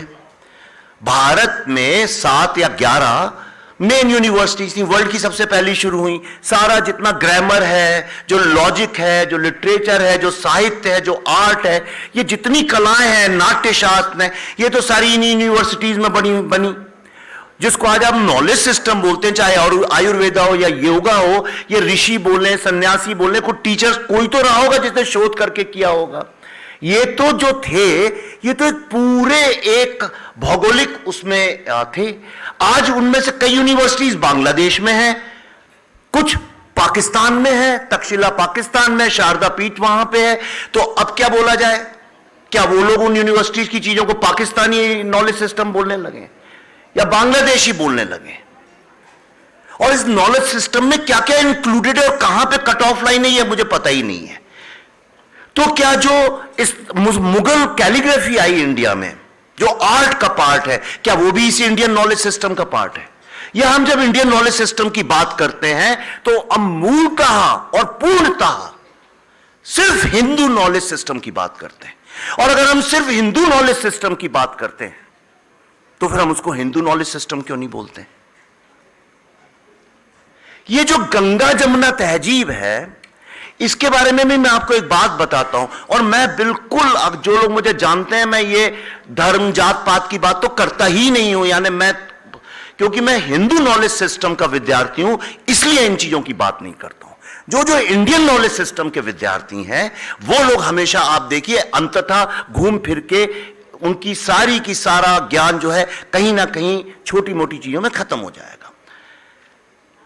इंडियन नॉलेज सिस्टम जब आप बोलते हैं तो उसमें बहुत सारे कंसिडरेशंस लेके हम आगे बढ़ते हैं। जब हिंदू नॉलेज सिस्टम, आप मुझे बताइए, जो टेम्पल्स हैं, अगर कोई नया व्यक्ति आए, कोई ऊपर से आ जाए, कोई अगर उसको ये बताओ नहीं इनका धर्म से कुछ लेना देना है, तो क्या वो आर्किटेक्चर के महान उदाहरण नहीं है? पर हमारा कभी ध्यान उनकी तरफ जाता नहीं है, क्योंकि हमको हिंदू आर्किटेक्चर के बारे में बताया नहीं गया है। मैं अभी केरला में था अपनी फिल्म के रिसर्च के लिए। हम लोग मोपला राइट्स के ऊपर कुछ रिसर्च कर रहे थे, और वहां पे जिन जिन घरों पे हमले किए गए थे, भाई साहब, या तो आप बोल लीजिए, मैं बोल लेता हूं, आपकी जैसी कृपा हो। तो आप यकीन करिए, वहां के जो ब्राह्मण लोग थे, जिनको नायर कम्युनिटी है, उनके जो घर हैं उनको एल्लम बोलते हैं। वहां पे आप वहां जाइए, और मेरे साथ कुछ बहुत मॉडर्न आर्किटेक्ट्स भी थे, जो मैं, चूंकि हमारी फिल्म में आर्ट होता है, डिजाइन होती है, सेट्स लगते हैं, तो उसको जानने के लिए, और हम जब उसे देख रहे थे तो अब उसकी क्या कला है मैं आपको नहीं बता सकता हूं। बड़े बड़े घर हैं, यानी बहुत बड़े, एक रोशनी नहीं है, लेकिन छतों में छोटे छोटे छेद जिस डायरेक्शन में किए गए हैं, और जहां उससे सन की लाइट पड़ती है, वहां पे जिस तरह के पत्थरों का इस्तेमाल किया गया है, और जिन डायरेक्शंस का ख्याल रखा है, वहां पे अगर चांद भी पूरा निकला हो तो घर के अंदर रोशनी रहती है। अब ये साइंस है, ये टेक्नोलॉजी है। अब ये कहां पनपी? क्या वो जिसको हम इंडिया मानते हैं उसका नॉलेज सिस्टम है, या ये एक मूलतः हिंदू सोच का नॉलेज सिस्टम है? अब हम लोगों को ये हिपोक्रेसी से बचना चाहिए। मैं खुद भी कई बार यूज करता हूं, कुछ इंडिया नहीं बोलना तो हम इंडिक वर्ड लगा देते हैं। चलिए, वहां तक तो गुंजाइश है, क्योंकि ये वर्ल्ड का सबसे यूनिक नॉलेज सिस्टम है, और ऐसा नॉलेज सिस्टम कई हजारों वर्ष तक पैदा ही नहीं हुआ। और अंततः अब जाके वो नॉलेज साइंस ने लगभग करीबी करीबी ज्ञात की है, जो नॉलेज आज से हजारों वर्ष पहले हम लोगों ने प्राप्त की। और मैं सिर्फ इतना ही आपको बताना चाहता हूं। दूसरा क्या होता है कि जब आप कहते हैं हिंदू डांस, हिंदू आर्किटेक्चर, क्यों नहीं सारी दुनिया में आप मुझे बताइए इस्लामिक कैलीग्राफी ही तो बोला जाता है, जबकि वो पनपी तब थी जब इस्लाम भी नहीं पैदा हुआ था, फिर भी उसको इस्लामिक बोला जाता है। अगर आज कोई बोले रोमन लिटरेचर, तो आप किसका मानेंगे? जर्मनी का, इंग्लैंड का, फ्रांस का, किसका? एक सभ्यता का नॉलेज सिस्टम हो सकता है। और जो सभ्यता भारत में विद्यमान है वो सभ्यता है हिंदू सभ्यता। इसको धर्म से ना जोड़ें। एक अगर हिंदू वर्ड पे इतनी राजनीति और बातें होती हैं कि हिंदू मतलब जो लोग सिंध के इस तरफ रहते हैं, वो लोग जो थे, उन्होंने जिस ज्ञान को पैदा किया उसको हम हिंदू नॉलेज सिस्टम बोलते हैं। और ये क्या है? कितनी भी बातें हो जाए, अल्टीमेटली आप कितने भी वेदों की बात कर लें, कितने भी श्लोक कर लें, घंटों घंटों के आप लेक्चर्स कर लीजिए, बात अल्टीमेटली आके समाप्त होती है। जो इसकी जिसका मूल है, जो फंडामेंटल है, वो है, हम कहते हैं सनातन धर्म। और चूंकि हम बताते नहीं लोगों को अपने नॉलेज सिस्टम के बारे में, इसलिए आज आप देखिए बड़े बड़े विद्वान लोग, बड़े बड़े नेता लोग टीवी पे, फोरम्स में खड़े होकर कहते हैं मैं सनातनी हूं। Correct sir? आज तो सोशल मीडिया में तो फैशन ही बन गया है, आजकल हर किसी ने अपने नाम के आगे सनातनी लगा दिया है। कई लोग कहते हैं हमारा सनातन धर्म है। मैं भी इसी देश में बड़ा हुआ हूं, आप भी हुए हैं। ये पिछले 10-12 साल से लोग सनातन बोलने लगे, उसके पहले तो कोई बोलता भी नहीं था। तो जब आप अपने नॉलेज सिस्टम को और अपनी महानता को, वर्ल्ड की ग्रेटेस्ट फिलॉसफी को जब आउटसोर्स राजनीति के ऊपर कर देंगे, तो फिर इसी तरह का ढोंग ढकोसला होगा कि मैं सनातनी हूं। आप सनातनी कैसे हो सकते हैं? सनातन धर्म की बात है। एक कोई पहले इसको सॉल्व करते हैं, क्योंकि यूनिवर्सिटी है तो क्रमशः करते हैं। तो मतलब कोई धर्म है जो कि सनातन है। सनातन एक क्वालिफिकेशन है। सनातन उस धर्म की क्वालिटी है कि अगर आप ये धर्म का रास्ता अख्तियार करेंगे तो ये इटर्नल लॉ है, जैसे ग्रेविटी है, जैसे सैटेलाइट है। ये इटर्नल लॉज हैं। जितना ह्यूमन माइंड की कैपेसिटी से सोच सकता है, उसके हिसाब से कल सुबह सूरज निकलेगा। इटर्नल ट्रूथ है, ये तो आप भी जानते हैं, इसमें तो कभी कोई डिबेट नहीं करता।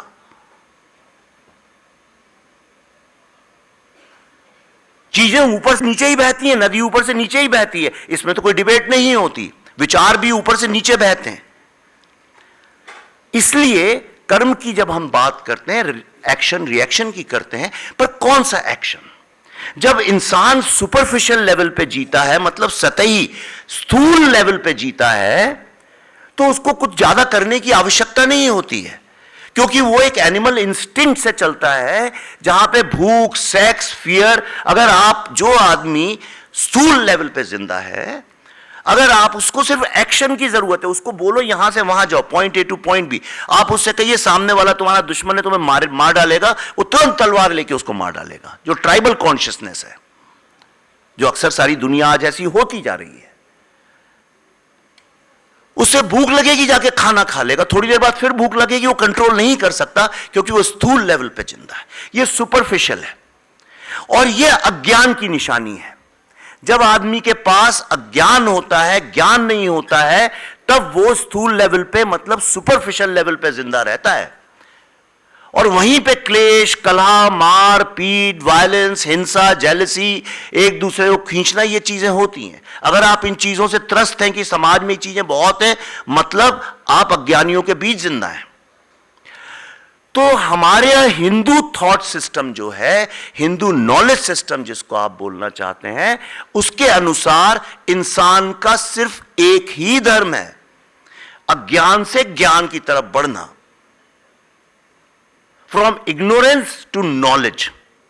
यही मूल है, इसके अलावा और कुछ नहीं है। चाहे आप गीता पढ़ लीजिए, चाहे आप उपनिषद पढ़ लीजिए, चाहे वेदांत पढ़ लीजिए, बड़े बड़े संतों को सुन लीजिए, आप किसी भी हिंदू थॉट की किताब निकाल लीजिए, अंततः सारी बात इतनी सी है। अगर इस धरती में आपने इंसान का जन्म लिया है, तो आपका कर्म क्या है? अच्छा, कर्मण्येवाधिकार से मतलब कर्म करो वैसे ही मिलेगा, कर्म तो कुछ भी हो सकता है, पर वो कर्म जब धर्म के साथ जुड़ता है तब वो राइट पाथ बनता है। तो चूंकि लोग सुपरफिशियल लेवल पे रहते हैं, इंसान पैदा होता है ना, जब at the start of the evolution हम लोग सुपरफिशियल लेवल पे रहते हैं, इसलिए किसी को भी मार दिया, काट दिया, पैसे चुरा लिए, हमें जरूरत है पैसे की, हम गए किसी का चोरी कर लिया हमने। किसी आदमी को लगता है मुझे कम पैसे मिलते हैं, ज्यादा लेने हैं मेरे को, उसने घूस खा ली। यह है superficial.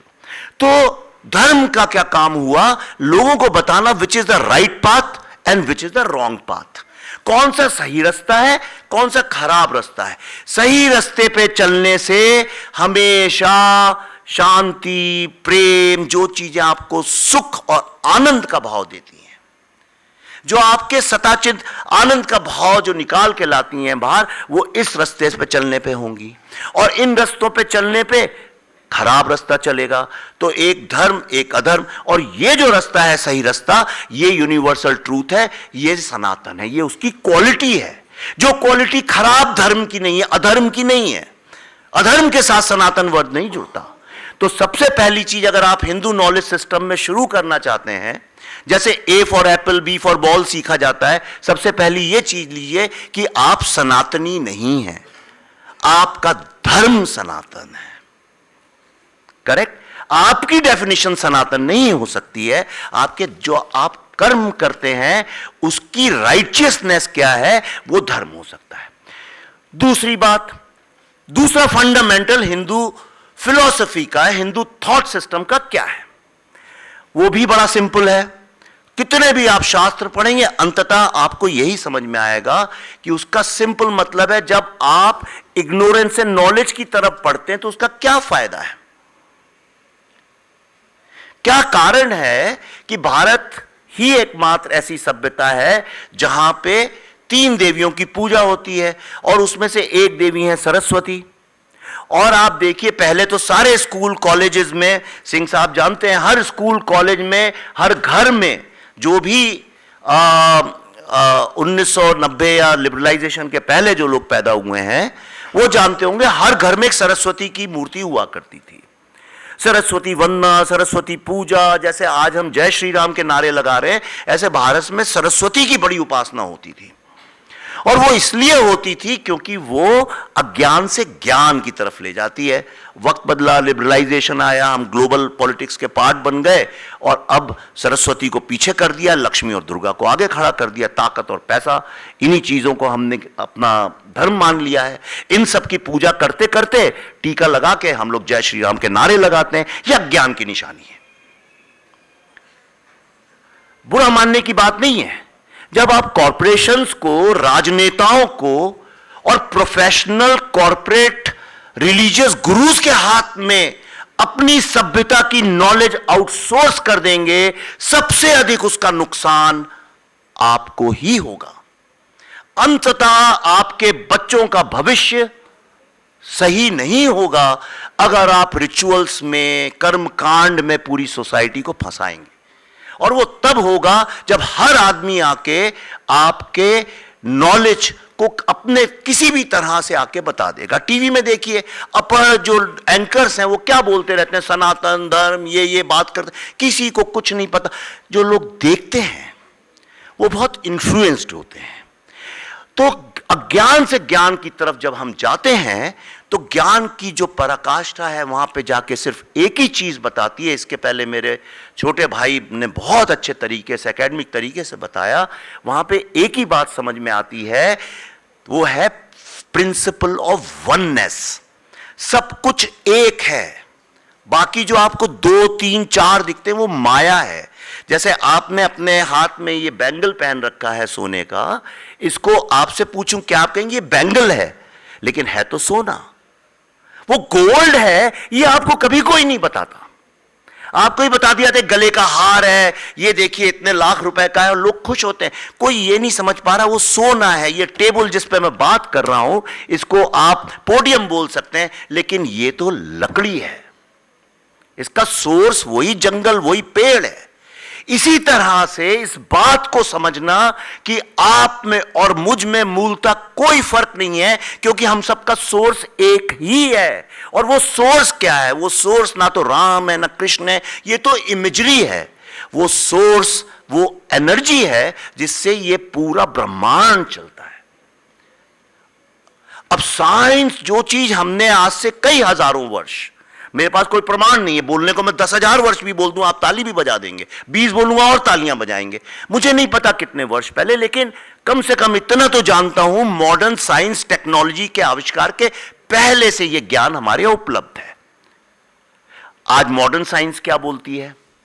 Modern science, quantum physics, जो वर्ल्ड की सबसे एडवांस साइंस है, पार्टिकल साइंस, वो क्या बोलती है? इतने हजारों, वो भी पिछले 500-600 साल से तो उनने इतनी मेहनत की है रिसर्च में, साइंस ने, और दुनिया में आप देखते हैं कॉस्मोस में जाते हैं, कहां कहां नहीं जाते, अल्टीमेटली वो भी यही बोलती है कि the power of the cosmic energy is equal to the power of energy in the smallest particle of your body.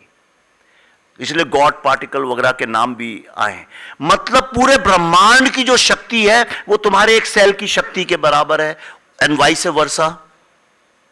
तो आप मुझे यह बताइए, जब हम अज्ञान मतलब सुपरफिशियल लेवल पे जब हैं, तो हमें लगता है ये तो बनारस वाला है और मैं तो लखनऊ वाला हूं, आपस में झगड़ा कर लो। दिल्ली बंबई वाले झगड़ा करते हैं, आप जात पात धर्म, Hindu Muslim Christian, west versus east, इतनी लड़ाई, पूरी जिंदगी आपकी इसी क्लेश में बीत जाती है कि कौन बेटर है।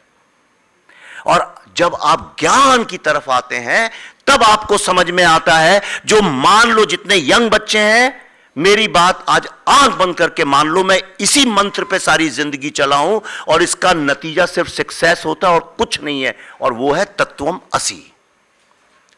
तत्वमसि का मतलब है you are that God you are seeking. तुम ही तो वो ईश्वर हो। अरे भाई, जब बैंगल और आपको मैंने बताया उसमें और सोने में कोई फर्क नहीं है, तो आप में उस शक्ति में कैसे कोई फर्क हो सकता है? आप ही तो गॉड हैं। जिसको हम डिवाइन बोलते हैं वो डिवाइन आपके अंदर है। चलिए अच्छा, कुछ भी नहीं, ये भी असंभव लगता होगा क्योंकि मॉडर्न एजुकेशन सिस्टम ने दिमाग को इतना कंडीशन कर दिया है कि हम यकीन ही नहीं कर सकते हैं कि मैं स्वयं ईश्वर हूं, जिस ईश्वर की कल्पना दुनिया करती है। पर कम से कम इतना तो तय है कि आपके अंदर गॉड लाइक पावर तो है, और उसको हम इसलिए नहीं रियलाइज कर पाते हैं क्योंकि हमको capitalist forces, military forces, narrative forces, social forces, इतना इन्फ्लुएंस आज आपके दिमाग को किया जाता है। और सबकी क्या कोशिश है? खाना जो बेचते हैं, food products, Procter Gamble, Nestle, ये सब उनका ये है कि खाने के बारे में आप हमेशा अज्ञानी रहें, otherwise how will they sell their sugar. Alcohol वाला चाहता है आप अज्ञानी रहें। आप जो गाड़ी बनाता है, जो प्रोडक्ट्स बनाते हैं, वो चाहता है आप अज्ञानी बने रहें।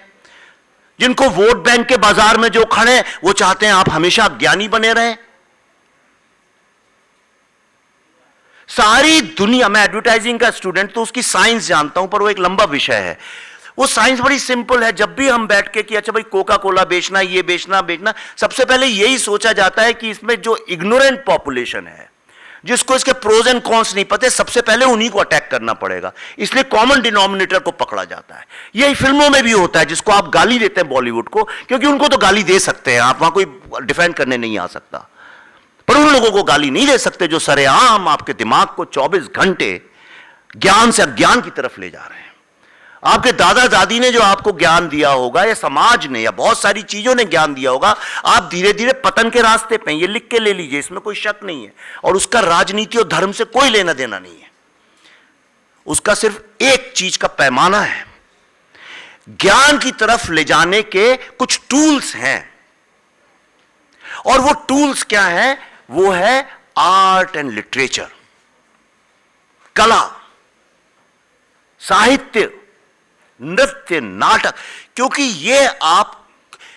उसका रीजन यह है कि इंसान की जो वायरिंग है दिमाग की, जिस तरह से इंसान के दिमाग का कंस्ट्रक्शन हुआ है, वो शब्दों पे विश्वास नहीं करता, थॉट्स पे विश्वास नहीं करता, क्योंकि वो खुद सोचता है, उसको ये बात पता है कि इन थॉट्स की कोई वैल्यू नहीं है, और कोई भी थॉट किसी भी वक्त पे उसको तोड़ा जा सकता है। हम बिलीव करते हैं अपनी स्वयं के इमोशन पे, क्योंकि हमें पता है दुनिया में किसी को ट्रस्ट नहीं कर सकते, कम से कम अपनी भावनाओं को तो ट्रस्ट कर सकते हैं।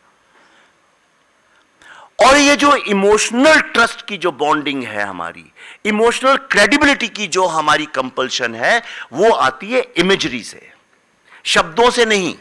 यही कारण है जब से इंसान मिलता है, मैं भोपाल में था, आप जानते होंगे भीमपेटका और विदिशा की केव्स, वहां विश्व की सबसे पहली रॉक पेंटिंग्स हैं। आदमी ने शब्दों का आविष्कार नहीं किया था, उसके पहले उसने इमेजरी का किया था।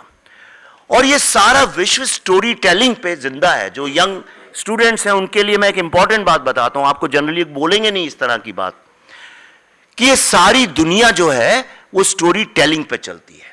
जिसको आप डेमोक्रेसी बोलते हैं, जिसको आप रिलीजन बोलते हैं, जिसको आप पॉलिटिक्स बोलते हैं, ये सारी चीजें कहानियां हैं। जैसी आपने कहानी सुनी उस पर विश्वास किया। मैं आपको डेमोक्रेसी की कहानी सुनाऊंगा, विश्वास कर लेंगे। रशिया में रहने वाले लोग जो हैं कम्युनिज्म की कहानी पर विश्वास कर लेंगे। कहानी तो एक नहीं है, कहानी 10,000 है, और ये कहानियां इमेजरी के थ्रू सुनाई जाती हैं। यही कारण है कि हमारे यहां कहीं जो हमारे ऋषि रहे होंगे, जो हमारे विद्वान लोग रहे होंगे, उन्होंने कहा कि ये स्टोरीज जो हैं ये वक्त के साथ अडेप्ट होनी चाहिए, बदलते वक्त के साथ इंप्रूवाइज होनी चाहिए। इसीलिए श्रुति का कॉन्सेप्ट आया होगा कि भाई जितनी महान, चाहे वो रामायण हो, चाहे महाभारत हो, चाहे वेद हो, चाहे उपनिषद हो, ये लिखे नहीं गए, जबकि भाषा थी। ये बोल बोल के, क्योंकि उससे जो इमेजरी क्रिएट होती है, वो इमेजरी फिर युगों युगों तक चलती है। और उसमें जहां, अच्छा आपके प्रांत में भाई ये बात सूट नहीं करती है द्रौपदी और अर्जुन के बारे में, आप थोड़ा चेंज कर लीजिए अपने समाज के हिसाब से, पर मैसेजिंग तो वही जानी चाहिए। हम लोग महाभारत बना रहे हैं 3 पार्ट में, तो उसके लिए पूरी रिसर्च टीम लगी है कुछ सालों से। 11,000 वर्जन्स महाभारत के हैं भारत में, जिनमें से करीब 1,001 तो रिकॉग्नाइज, जिसको बोरी, जिनको जो मेन सोर्स है भंडारकर ओरिएंटल रिसर्च इंस्टीट्यूट, उसको तो वो भी रिकॉग्नाइज करते हैं। हर विद्वान संस्कृत का रिकॉग्नाइज करता है। चलिए नंबर सुनने में बड़ा लगता है तो मैं कहता हूं चलिए 50 ही होंगे, 50 छोड़िए, मैं कहता हूं 5-6 ही वर्जन्स होंगे। विश्व में किसी और धार्मिक किताब के आप 1 से भी ज्यादा वर्जन सोच सकते हैं। ये फ्रीडम क्यों आई? क्योंकि कोई चीज लिख के ये नहीं बोल दिया गया ये कॉन्स्टिट्यूशन है, अब ये नहीं बदलेगा, दैट्स इट। और यही कारण है कि जो लोगों ने कॉन्स्टिट्यूएंट असेंबली के डिस्कशन सुने हैं, मैं आपको 2 नाम बताता हूं। 2 शब्दों को लेकर बड़ी बहस हुई कॉन्स्टिट्यूएंट असेंबली में। एक था सेक्युलर वर्ड और दूसरा था सोशलिस्ट वर्ड, कि हमारा जो प्रीएम्बल है उसमें यह लिखना चाहिए कि we are a socialist secular sovereign republic. आप बताइए किन 2 लोगों ने इसका विरोध किया होगा? अंबेडकर जी ने विरोध किया कि सोशलिस्ट वर्ड नहीं आना चाहिए।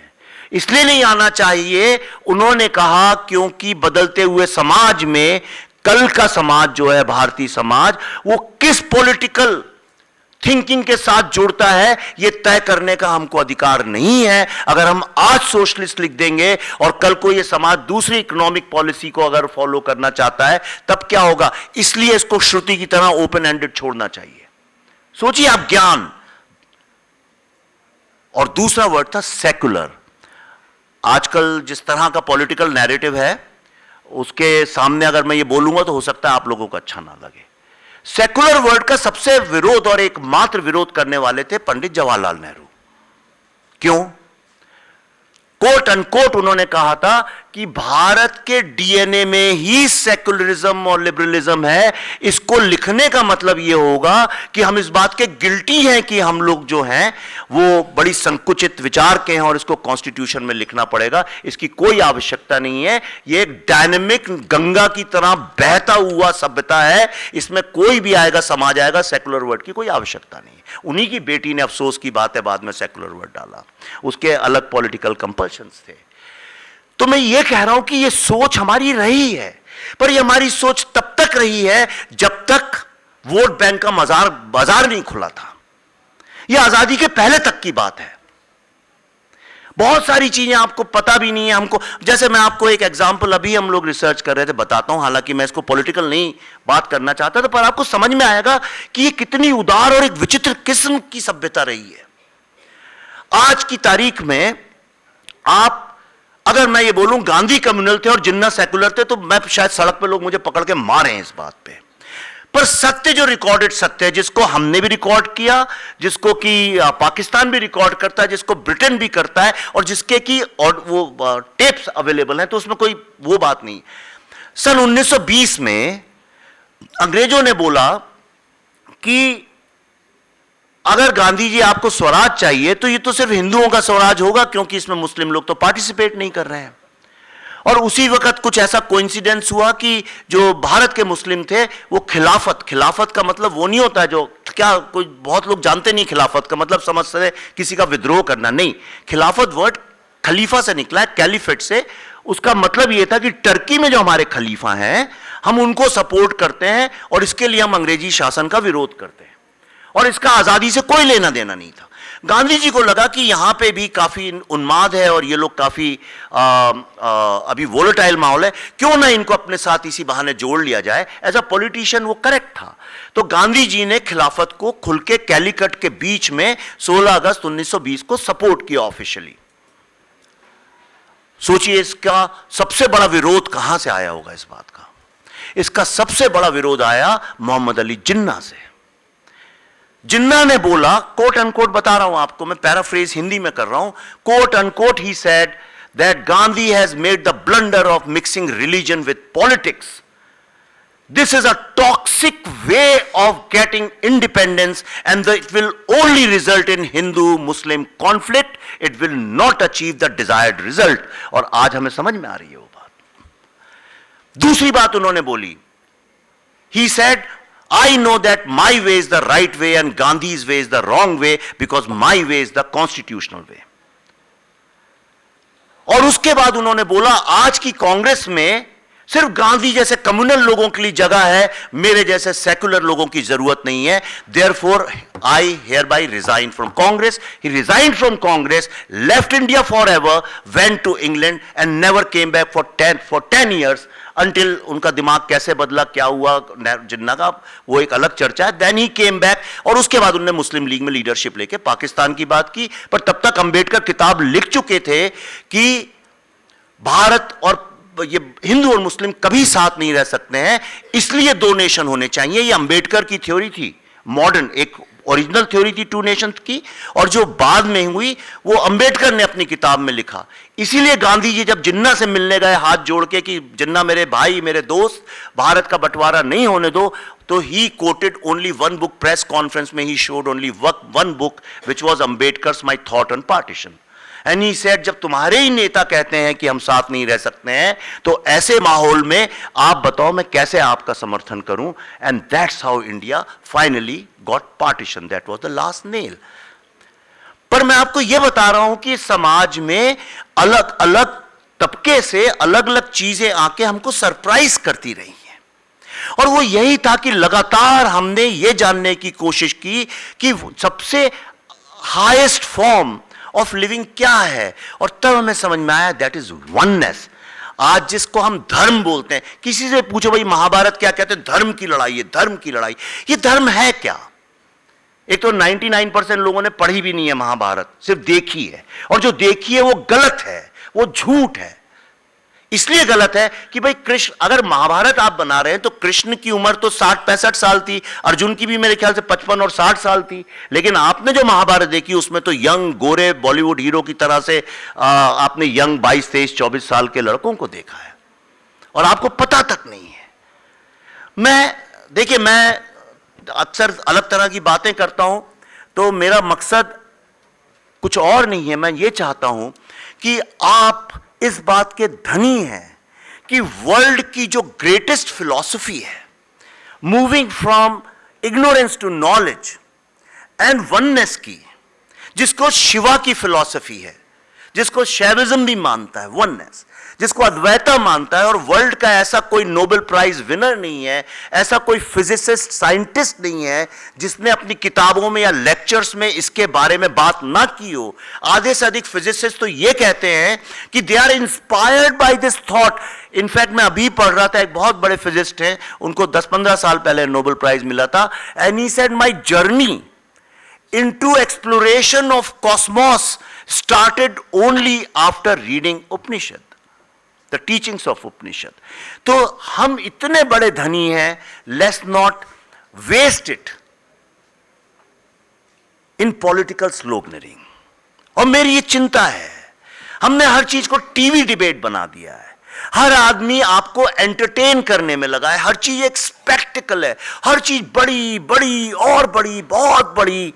हम क्या कहीं सूक्ष्म पे आधारित समाज को स्थूल समाज बनाने की कोशिश तो नहीं कर रहे हैं अनजाने में? यही अमेरिका की दुर्गति हुई। अमेरिका ने हर चीज को बड़ा बड़ा बड़ा बड़ा, अंत में क्या मिला? आज वर्ल्ड की सबसे अधिक अगर कोई डिक्लाइनिंग सोसाइटी है, morally, ethically, financially and socially, तो अमेरिका है। और मुझे डर इस बात का है, 5000 साल तक जिस सभ्यता को किसी ने हराने जिताने की कोशिश नहीं की, जो सिर्फ अपने विचारों की ताकत पे खड़ी रही। लास्ट में मैं आपको एक ऐसी बात बताता हूं जिस पे आपको गर्व होना चाहिए। वो ये है कि ये कॉलोनियल्स जहां जहां गए, जिस कंट्री में गए, 100% of those countries became Christian. जहां गए, ऑस्ट्रेलिया हो, ये हो, अफ्रीका गए। एक तो कंट्री अफ्रीका में जहां पे वो लोग उतरे बोट से और 2 घंटे में पूरी कंट्री क्रिश्चियन हो गई, दे सरेंडर्ड। जहां जहां इस्लामिक इन्वेजन हुआ, वो सारी की सारी कंट्रीज इस्लामिक हो गई, सारी। जहां जहां कम्युनिस्ट इन्वेजन हुआ, वो कंट्रीज कम्युनिस्ट हो गई। पूरी इंसानियत के इतिहास में एकमात्र हम हैं, सिर्फ भारत है, जिसके ऊपर लगभग 1000 साल तक, 600-700-800 साल इस्लामिक फेथ वाले लोगों ने और उसके बाद क्रिश्चियन फेथ वाले लोगों ने हम पे राज किया है। और आजादी के बाद कई साल तक कम्युनिस्ट सोच वाले लोगों ने हम पे राज किया, अभी भी करते होंगे चुपचाप, पता नहीं मुझे। उसके बावजूद सारी सभ्यताएं खत्म हो चुकी हैं। देखिए, बड़ी बड़ी ताकतवर रोमन सभ्यता खत्म, एस्टेक खत्म, पर्शियन खत्म, मंगोल एक जमाने में आप जानते हैं सब जगह राज करते थे, चाइना तक में राज करते थे, वो खत्म। सारी सभ्यताएं एक एक करके खत्म हो गई।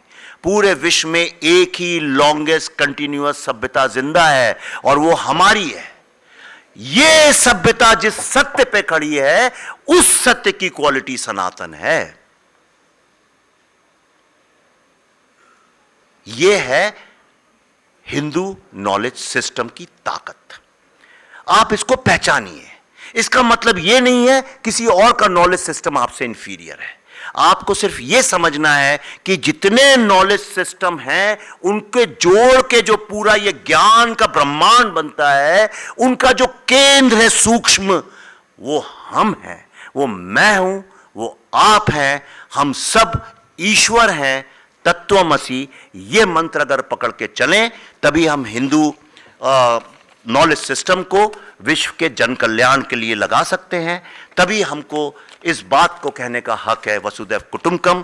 तब तक हम सब अपने अपने कुएं में जात पात धर्म प्रांत की लड़ाई में बिजी रहते हैं। रात को 9 बजे टीवी मीडिया देखिए, खूब नफरत करिए, एक दूसरे को गाली दीजिए और जोर से बोलिए, हम हैं सनातनी। धन्यवाद। विवेक जी हमारा मार्गदर्शन करने के लिए। Now it's time to listen to another intellectual amongst us, professor Sanjay Mukherjee sir. Professor Sanjay Mukherjee sir is an Associate Professor of Sustainability and Liberal Studies Academic Group at the Indian Institute of Management, Shillong. He is the chairperson of the Institute's annual International Sustainability Conference, a mechanical engineer graduate from Jadavpur University, Kolkata. He did his post-graduation management from IIM Calcutta and PhD from Jadavpur University. After a corporate experience of nearly 7 years, he had a long stint as a faculty at the Management Center for Human Values at the Indian Institute of Management, Calcutta.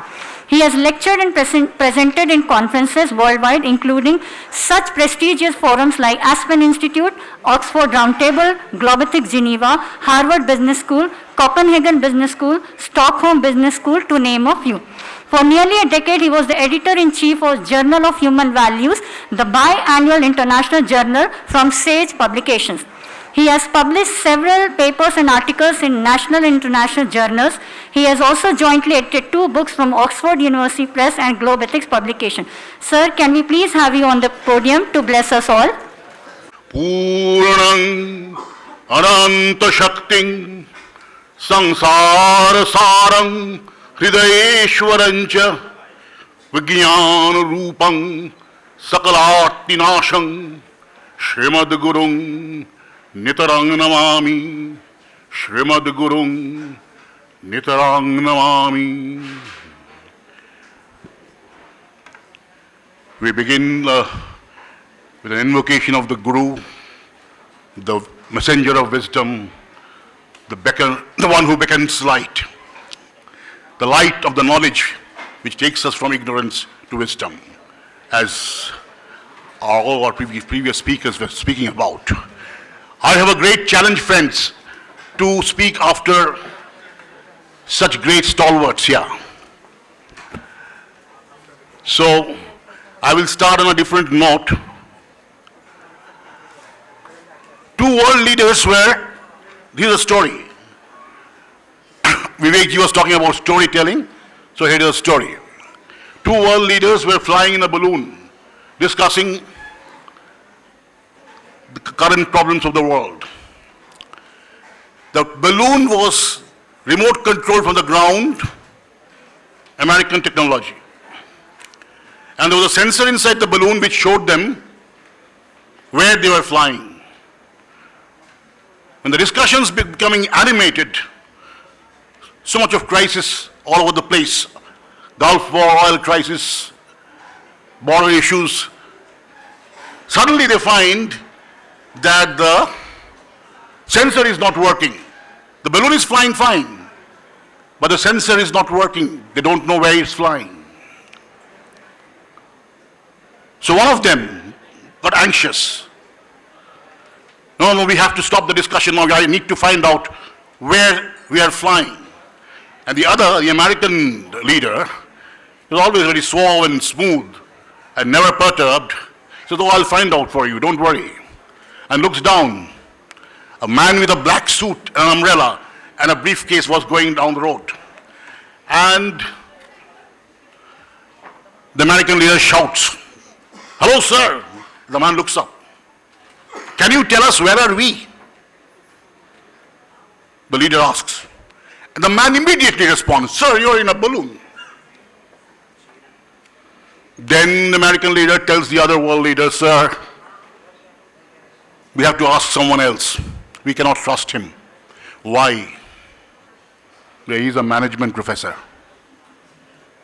How do you find out? How do you make out? 1, quick solutions. 2, technically correct. 3, completely irrelevant. So this is my other introduction. So with this background, friends, exactly this is the problem today. Quick solutions, techno-economic solutions to a problem which is organic, as Vinayakji said. An organic problem needs an organic approach, right? And my previous speakers had spoken elaborately about it, so abundantly. So I won't go into details again on that.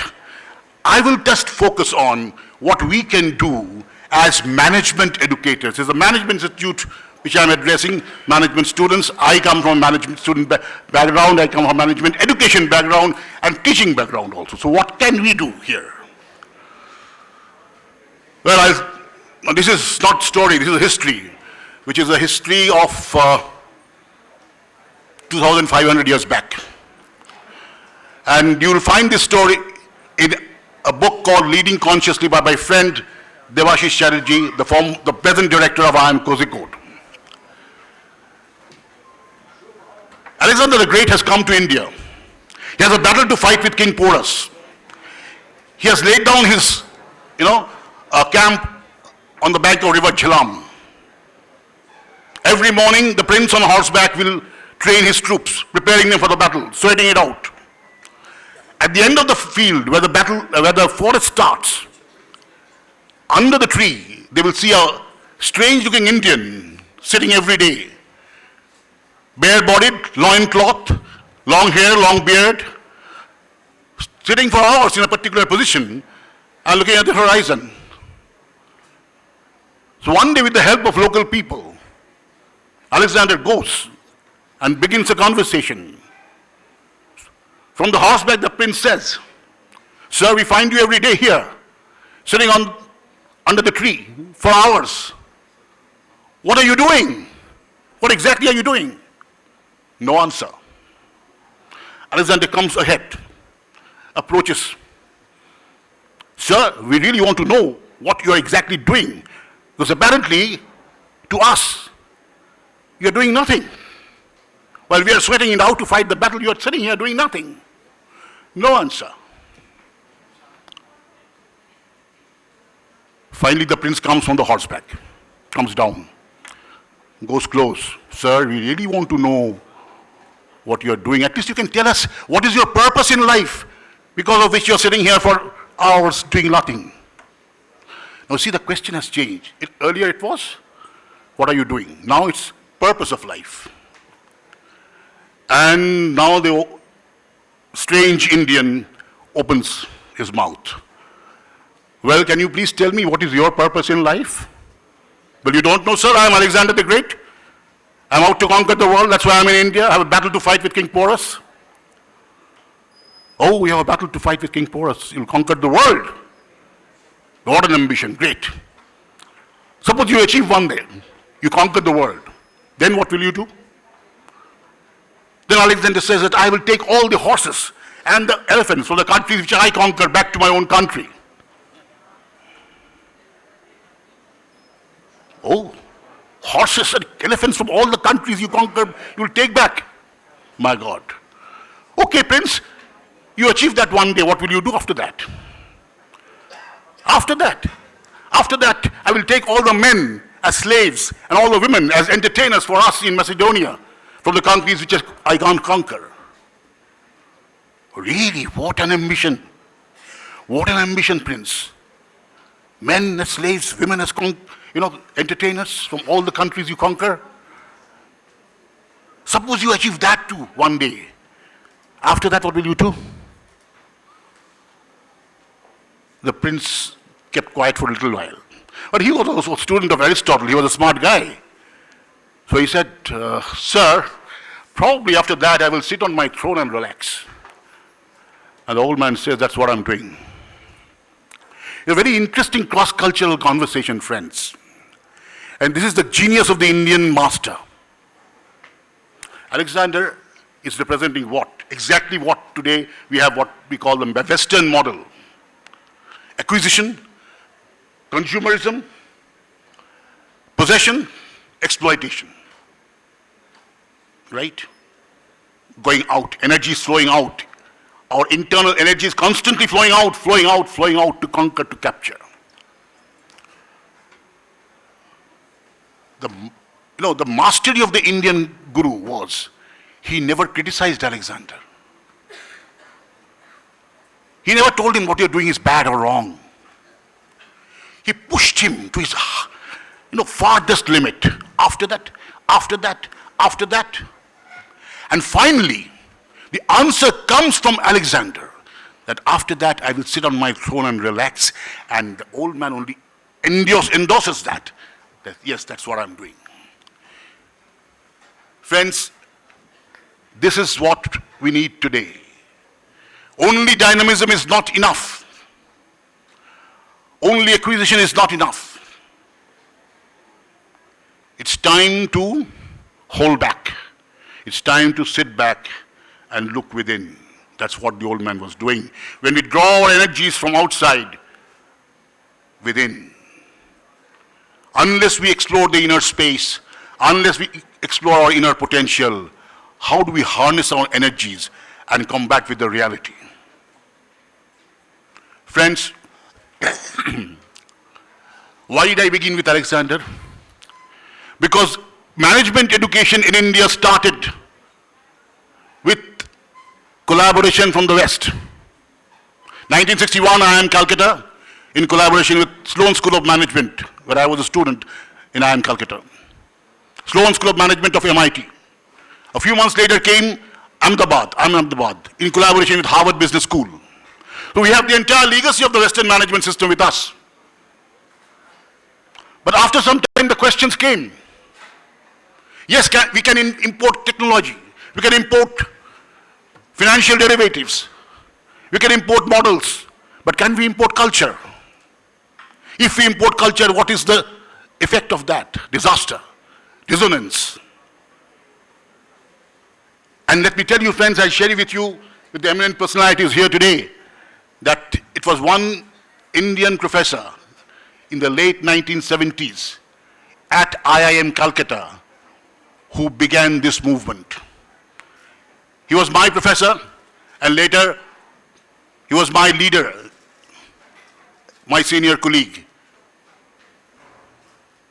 Professor Dr. S.K. Chakraborty, who is no more. He began for the first time, whatever you call it, Indian knowledge system in management, 1982. And how did it happen? He was teaching finance. He went into Ramakrishna Mission once to do the organization study of Ramakrishna Mission. After 6 months, when he came out of that study, he was a completely transformed individual. He started first working on Indian ethos in management. And what Vinayakji was speaking about, he started talking about that Mancharin, Purusharthas, the balance of life. Extensively he wrote books, 10 to 12 books are available by him. Today the management educators I find across, in the IIM circuit, hardly people know about him. But it began there. And later on, it was given a stamp by the director of IIM Calcutta, 1992, and Management Center for Human Values came into existence in IIM Calcutta. Twofold purpose. One, Indian ethos in management. Two, human values in management. At that time, ethics and human values were not at all taught in the field of management. Today we talk about courses on business ethics. But 40 years back, 30 years back, no one talked about that.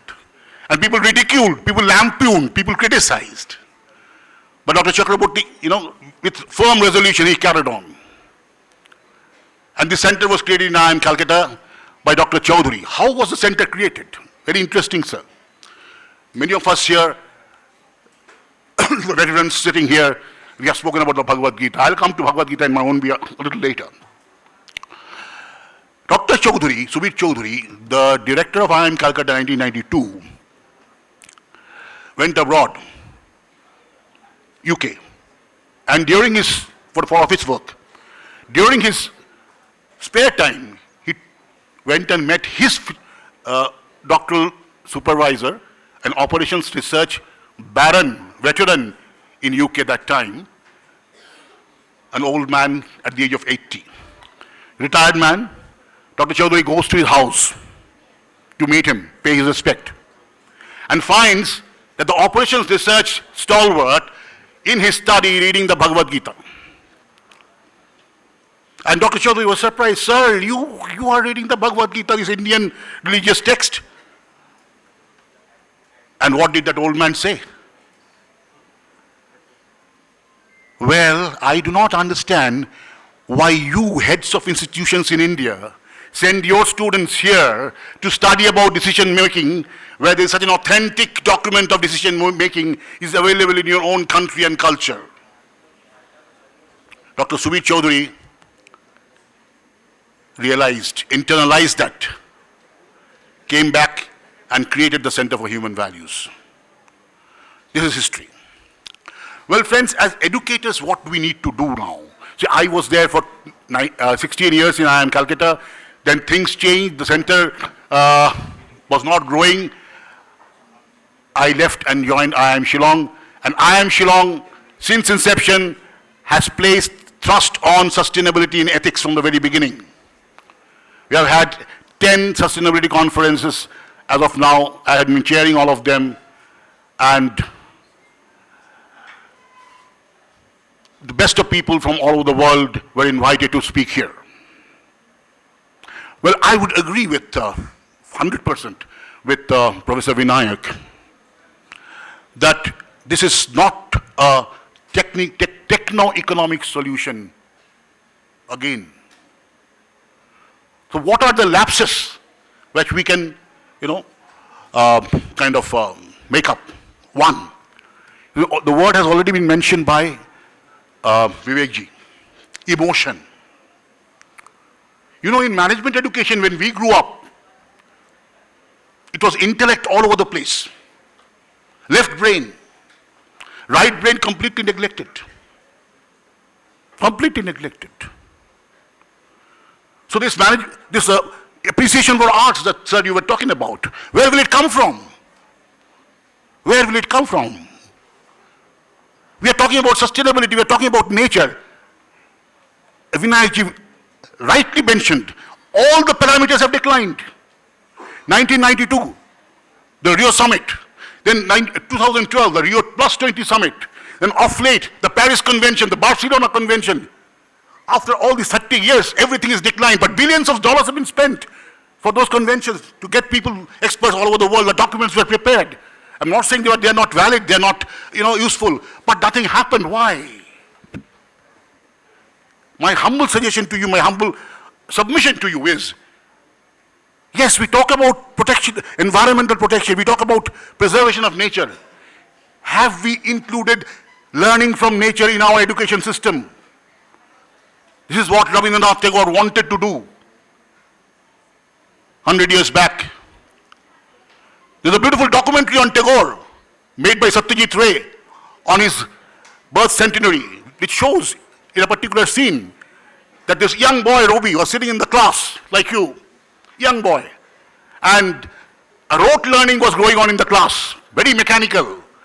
A teacher whom you cannot see is shouting, "Can you see a box?" And the students shout, "Yes, sir, I can see a box." Absolutely mindless rote learning going on in the class. And what was that young boy doing? He was looking out of the window, birds flying, wind blowing, water flowing.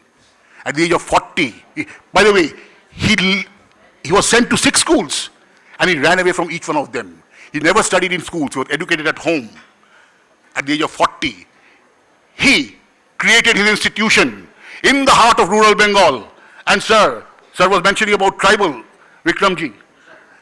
In the midst of tribals, he created Shantiniketan, Vishwabharati. There were no urban inhabitants around. And he told his students, here you have 3 sources of learning. In the very first inauguration, he said, 3 sources of learning. First is our teachers, who will be staying with you. 2, you see the trees around you? They are your educators, they are your teachers. Be with them, learn from them. And 3, the tribals community around you. And you have to also learn from them and go and improve their lot as far as possible. But go there to learn first. This is the problem we have today. We go there to solve their problems as if we are the experts. Where are we learning from them? They come with a completely different worldview. Paradigm shifts, sir, you're talking about. Paradigm, entirely different paradigm they are representing, which we do not understand, we cannot assimilate. And we just go there as experts. Again, techno-economic solutions which don't work. Right, this is the next thing I wanted to say. The third thing, storytelling. Vivek, you will be happy to know that in management literature and leadership literature today, people are talking about storytelling. Though many of the Indian academics don't agree with that. They don't allow that because no, these are anecdotes, this is not research, right? But the stories which you will remember. I'm sure you will remember the stories you learned from your grandfather and grandmother, and that will help you in a moment of crisis. And sometimes theories don't work. We forget the theories after we leave the school. Right? So what we need, friends, in management education to instill sustainability, values and ethics is creative interventions. And creative interventions begins by asking questions. And this is where I will come to Bhagavad Gita, completely in a different tenor altogether. First, thank you, sir. First, I would like to say, okay. Sir, Bhagavad Gita first, how do you approach? My Gurudev, Srimad Somendranath Brahmachari ji, who was the BC Roy Gold Medalist from IIT Kharagpur 1968 batch, topper of his mechanical engineering batch, Acharya of Dev Sangh Ashram Devghar, he is no more, left his body. He told us to read the Gita Dhyan fast before you go into the Gita. In the Gita Dhyan, the first sloka is, you'll find Amba Tvam Anusandadhami. How do you approach the Gita? The Gita is my mother. And like I run to my mother at any time for help, so I will rush to the Gita for help. In Bhagavad Gita, there is a crisis in the first chapter. The Lord introduces the crisis by placing the chariot in front of Bhishma and Drona. And Arjuna collapses. Emotional collapse. Chapter 2, the first statement by the Lord. Please mark, friends, please mark. The first statement by the Lord is a question. Kutasva kashmala vidang vishame samupasthitam. From where did this crisis come to you, Arjuna? And for 20 slokas, he only talks about the glory of the self, Atma Tattva. After that, kingdom of heaven is within. As Vivek, you are saying, you are Ishwara. Ishwara sarva bhutanang riddhya Arjunas tishtati. So, the presiding deity of the Bhagavad Gita is not Sri Krishna, as my Gurudev has told me. I am sharing with you. Is I, whom the Lord Krishna is awakening within us, to harness that energy and fight. The last sloka by the Lord, chapter 18, again 2 questions. What are they? Kachit etas shrutam parthata ekagrena chetasa. Have you listened to me with single pointed attention? Number 2, Kachit agyana sammoha pranashtasya dhananja. Has it removed this problem which invaded your mind in the very beginning? Has it solved your problem? It's the only spiritual text under the sun, probably, correct me if I am wrong, where the Lord begins his conversation with a question and ends his conversation with 2 questions.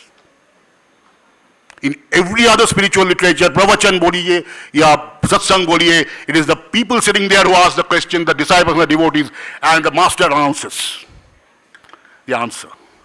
Bhagavad Gita is 180-degree turnaround, and that's why it's important for us. It helps us to ask questions. Friends, I will conclude with a very famous poem by Rabindranath Tagore.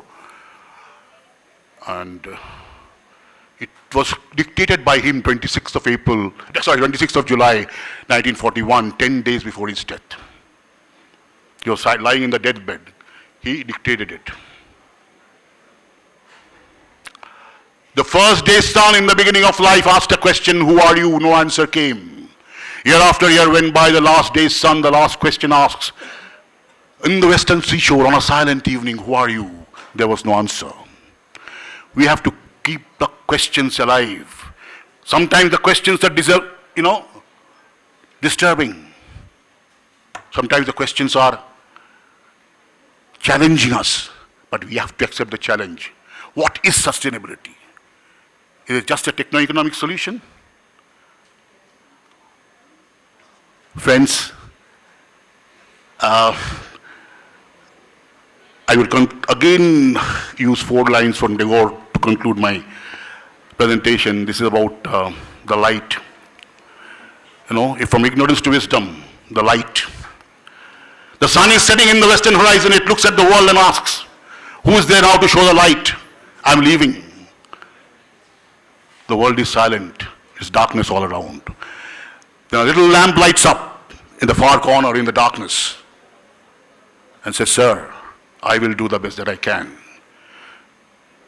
So we are not individually, maybe we may not be Vivekanandas or Tagores or even Buddhas and Shankaracharyas, but 100 little lamps here, sitting here in the evening also gives light. And that is where the light comes with peace, peace of mind, not the glaring of neon lights, but 100 earthen lamp lights in the evening gives you peace, right? Sanavavatu, sanau bhunaktu, saviryam karavavahai, तेजस्विनाधितमस्तु मा विद्विषावहै। ओम शांति शांति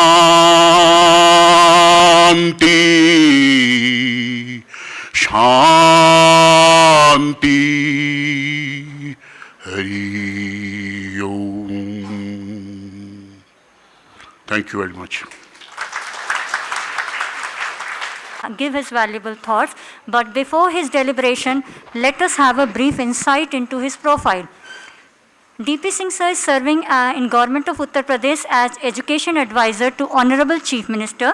He has served University Grants Commission, the apex higher education regulatory body in India, as Chairman from 2018 to 2021. Professor Singh has held several academic leadership positions in Indian higher education in a career spanning close to 4 decades. He led 3 universities as Vice Chancellor, Banaras Hindu University, Varanasi, Dr. Hari Singh Gaur University, Sagar, and Devi Ahilya University, Indore, and headed the National Assessment and Accreditation Council, Bangalore, as Director.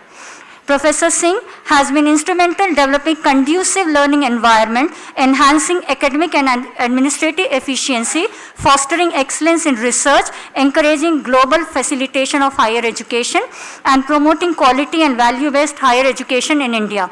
He has contributed substantially in the planning and management of Indian higher education ecosystem, as well as member ex officio of Central Advisory Board of Education, Indian Council for Cultural Relations, Indian National Commission for Cooperation with Cultural Relations, Implementation Committee of National Education Policy 2020.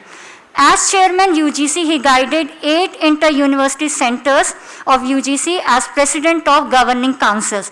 Professor Singh has significant exposure of international programs and experience of handling international projects. He has extensively traveled abroad for academic pursuits and has participated in several international seminars and conferences as chairperson and delegate.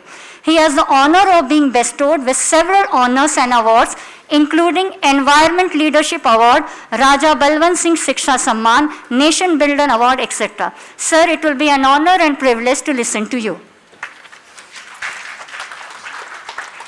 विद्यमान दिव्यांश को और ईश्वरत्व को मैं प्रणाम करता हूँ। विवेक जी ने अपने सारगर्भित उद्बोधन में कहा था कि मैं ही ईश्वर हूँ। हम यहीं से ही शुरुआत करते हैं और इसलिए मैं उस ईश्वरत्व और दिव्यांश को जो आप सबके अंदर है उसको प्रणाम करता हूँ।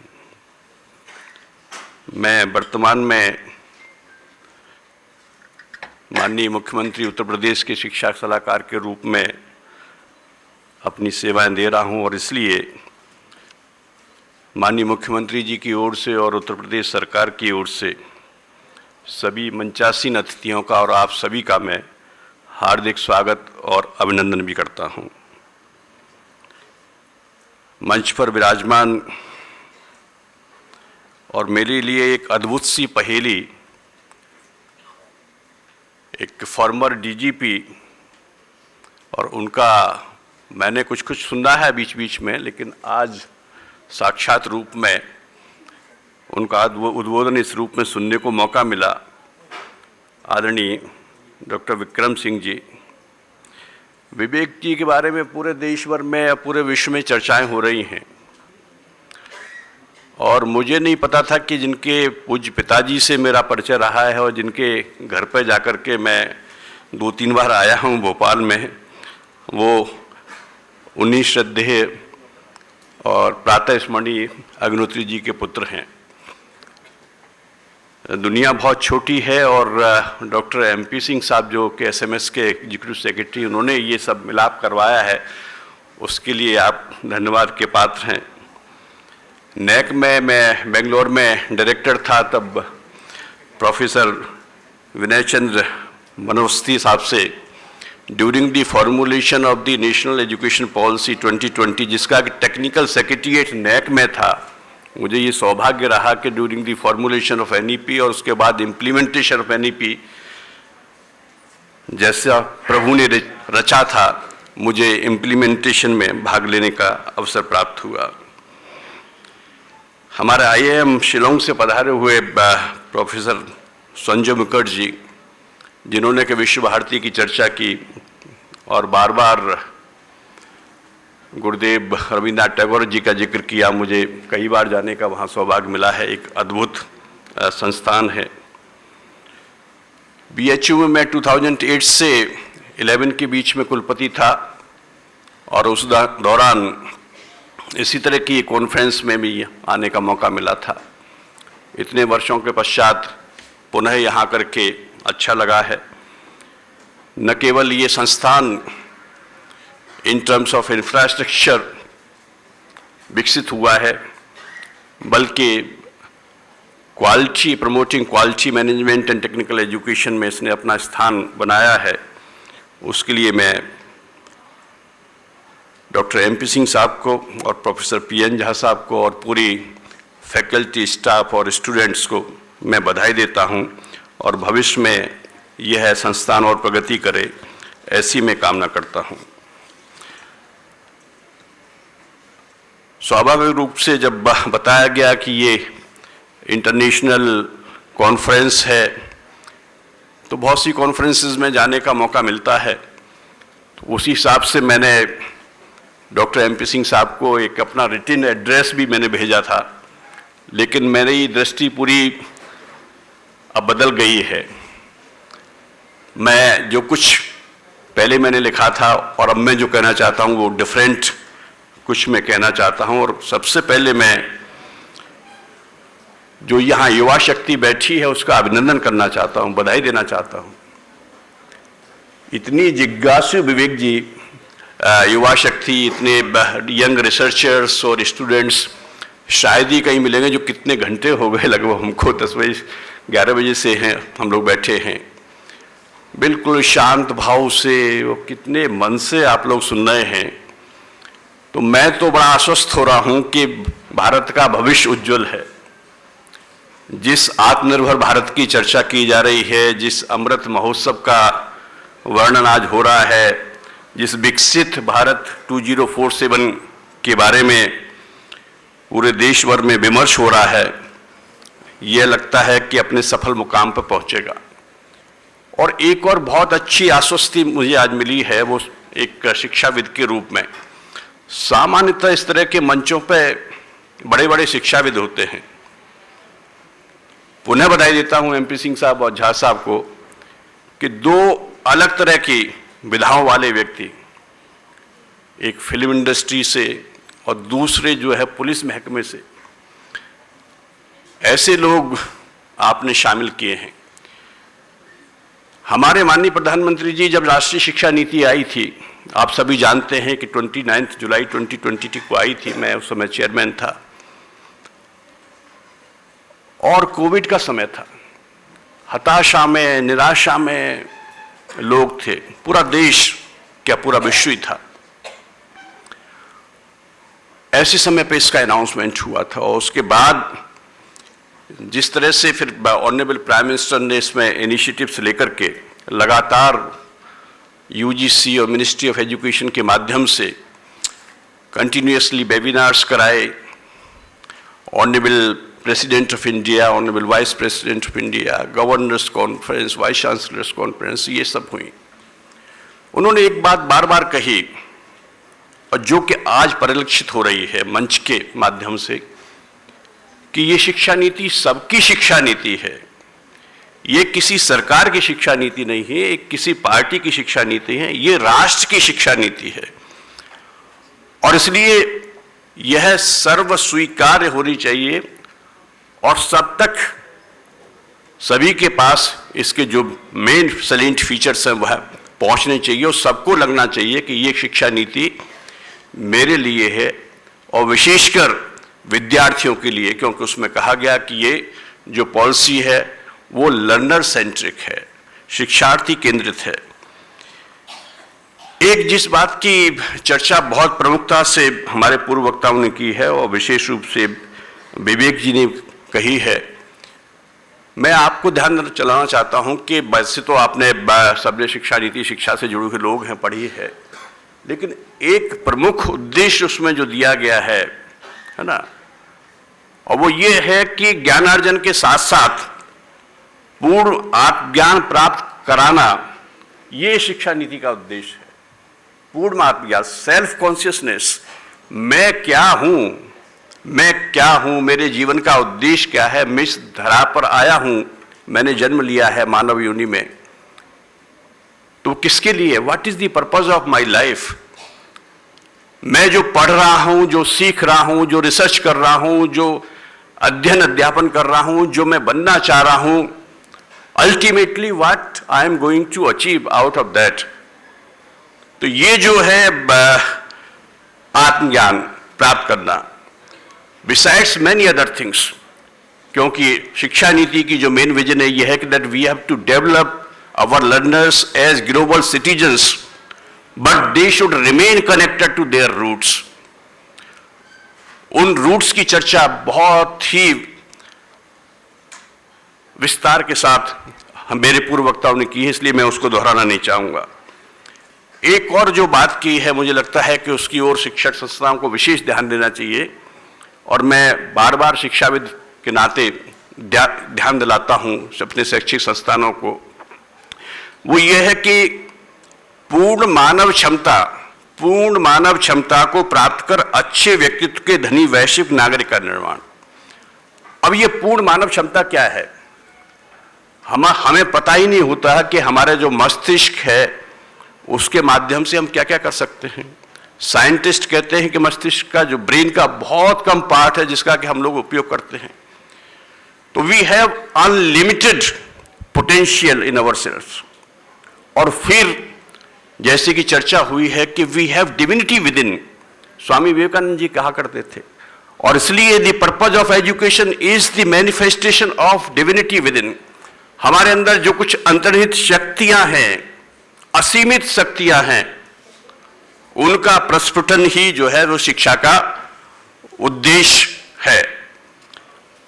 अब रही सस्टेनेबल डेवलपमेंट गोल्स की बात, जैसा कि प्रोफेसर विनय चंद जी ने बताया और संजय मुखर्जी साहब ने बताया है, जब हम सस्टेनेबल डेवलपमेंट गोल्स की बात करते हैं तो हमारे जो देश की जो दृष्टि रही है, जो पुरातन से चली आ रही है, मुझे लगता है उसको हमें रिविजिट करने की आवश्यकता है। और इसलिए जब सस्टेनेबल डेवलपमेंट की जो प्रिंसिपल्स हैं उनको हम देखते हैं तो न केवल हमें जो इकोनॉमिक टर्म्स में, न केवल इकोलॉजिकल टर्म्स में, न केवल इन्वायरमेंटल सस्टेनेबिलिटी की टर्म्स में, बल्कि उसके साथ साथ जो हमारा पूरा का पूरा एक विजन ऑफ लाइफ है, जो जीवन बोध है, हमारे जो ह्यूमन वैल्यूज हैं, हमारा जो कंडक्ट है जीवन का, और जो पुरातन से चला आ रहा है, और वो जो है एकाकार का है, वननेस का है, यूनिवर्सल ब्रदरहुड का है, सत्य का है, सदाचरण का है, शांति का है, अहिंसा का है, प्रेम का है, जो हमारे ये शाश्वत जीवन मूल्य हैं, उनको साथ में समाहित करते हुए में पूरे के पूरे जो डेवलपमेंट है उसको देखना होता। मैं तो बहुत चुनौतीपूर्ण तरीके से अपने शिक्षाविद साथियों को कहता हूं कि हमें शायद विकास की नई अवधारणा और नई परिभाषाएं और नए डायमेंशंस बनाने होंगे, और एक होलिस्टिक डेवलपमेंट की नई परिभाषा हमें रचनी होगी। जिस तरह से हम एजुकेशन के माध्यम से कहते हैं कि we have to develop our learners holistically, समग्र व्यक्तित्व का विकास, सर्वांगीण विकास, फिजिकल टर्म्स में, इमोशनल सेंस में, इंटेलेक्चुअल डायमेंशंस में, साइकोलॉजिकल डायमेंशंस में, और उसके साथ साथ स्पिरिचुअल उनका जो डायमेंशन है पर्सनैलिटी का, उसके साथ साथ हमको विकास करना चाहिए। तो नए सिरे से मुझे लगता है कि ये अवसर आया है, और विशेषकर जो हमारी राष्ट्रीय शिक्षा नीति है यह हमें अवसर प्रदान करती है कि हम नए सिरे से ये चिंतन की पूरी जो धारा है उसको बदलें। हमारे पूर्व वक्ताओं ने बहुत ही महत्वपूर्ण सवाल आपके सामने रखे हैं, महत्वपूर्ण चिंतन रखा है। मैं उसके लिए उनको बहुत साधुवाद देता हूं, आयोजकों को भी बहुत साधुवाद देता हूं। लेकिन मुझे लगता है कि अब समय आ गया है कि हम एक नई कार्य संस्कृति अपने शैक्षिक संस्थानों में विकसित करें, और मेरे हिसाब से वो जो कार्य संस्कृति होगी वो अपनापन की संस्कृति होगी, वो कर्तव्य पालन की संस्कृति होगी, वो एकाकार की संस्कृति होगी, वो समरसता की संस्कृति होगी, वो सौहार्द की संस्कृति होगी, वो दया की होगी, करुणा की होगी, प्रेम की होगी, शांति की होगी। और इसके माध्यम से एक नया परिसर की संस्कृति हम विकसित करने की कोशिश करेंगे। लव फॉर लर्निंग हमारे शिक्षकों में होना चाहिए, लव फॉर लर्नर्स होना चाहिए, विद्यार्थियों से स्नेह करने की प्रवृत्ति विकसित होनी चाहिए। टीचर और टॉट के बीच में जो संबंध, अंतर संबंध होने चाहिए, जो टूट रहे हैं, मुझे लगता है कि उसे पुनर्जीवित करने की आवश्यकता है। और उसके साथ लव फॉर टीचिंग, हमें आनंद की प्राप्ति हो विद्यार्थियों के साथ संवाद करते हुए, विद्यार्थियों को सिखाते हुए, और अपने अंदर जो कुछ भी ज्ञान है उसको बांटते हुए, उसको साझा करते हुए। तो ये जब संस्कृति हम विकसित करेंगे तो मुझे लगता है कि एक नया परिसर हमें देखने को मिलेगा। सस्टेनेबल डेवलपमेंट गोल्स के संबंध में, चाहे वो क्लाइमेटिक चेंज हो, चाहे एनवायरमेंटल सस्टेनेबिलिटी हो, समपोष्य विकास हो, या आगे चल करके पूरे का पूरे जो भविष्य से संबंध जुड़ी हुई हमारी संसाधन हैं उनकी पूरी की पूरी सस्टेनेबिलिटी की बात हो, तो मुझे लगता है कि हमारे यहाँ पुरातन से जो कुछ चला आ रहा है उसे नए तरीके से देखने की आवश्यकता है, युगानुकूल तरीके से। और जब हम ये बात करते हैं तो we have to look backward and we have to look forward also. वर्तमान के संदर्भ में हमें बार बार ये देखना पड़ेगा कि हमारा जो एंशिएंट विजडम था वो क्या था, हमारी वो भारतीय सोच क्या थी, हमारी जो समय के साथ चलती आ रही हैं वो चिंतन क्या था, और उसके आधार पर हम नई चीजें क्या बना सकते हैं। और मैंने विचार करके ये सोचा कि हमें, जब हम इसकी बात करते हैं तो कुछ हमारे संस्थानों को कुछ सूत्र अपनाने चाहिए, और वो सूत्र हमारे लिए मार्गदर्शक हो सकते हैं, जिसे मैं एक नया पंचशील कह सकता हूं।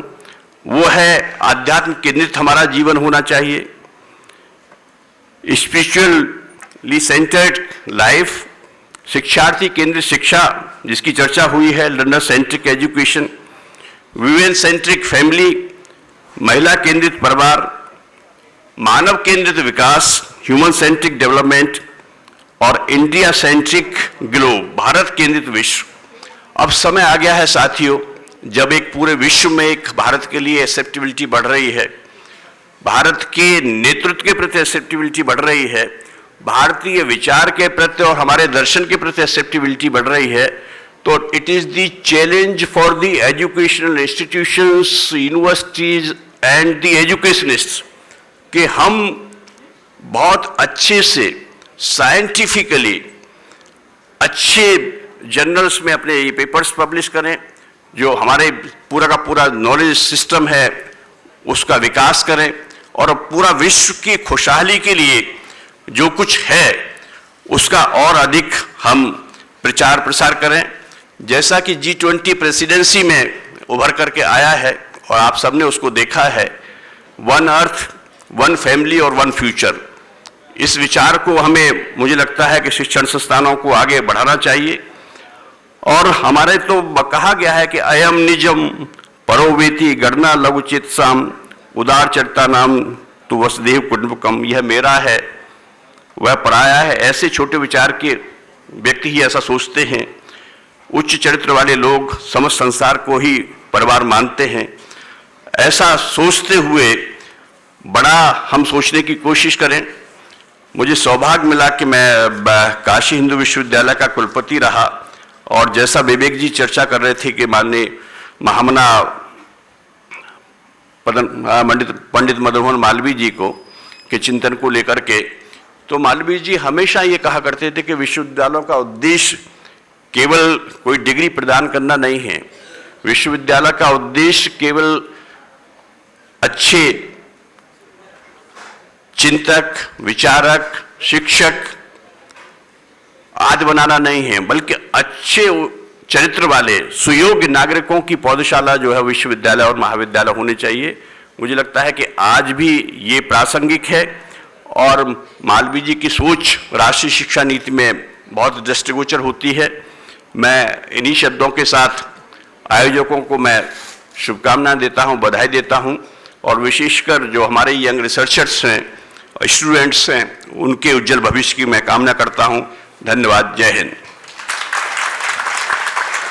For such a knowledgeable deliberation, we will cherish your words of wisdom and look forward to applying them in our professional and personal lives. Thank you for adding immense value to our event. There is more treasure in books than in all the pirates' loot on Treasure Island. Books open your mind, broaden your mind, and strengthen you as nothing else can. Books are like the windows of a tower. They let light in. Like books, journals too are indispensable for any academic institution as they serve as vital conduit for disseminating knowledge, fostering a vibrant research culture as well as promoting academic recognition. Understanding its importance, SMS already has 4 journals in its quiver, and continuing the tradition, one more feather has been added in its cap. In this regard, I would request the dignitaries sitting on the dais to unveil the souvenir as well as 5th Journal of SMS Commerce Research Review.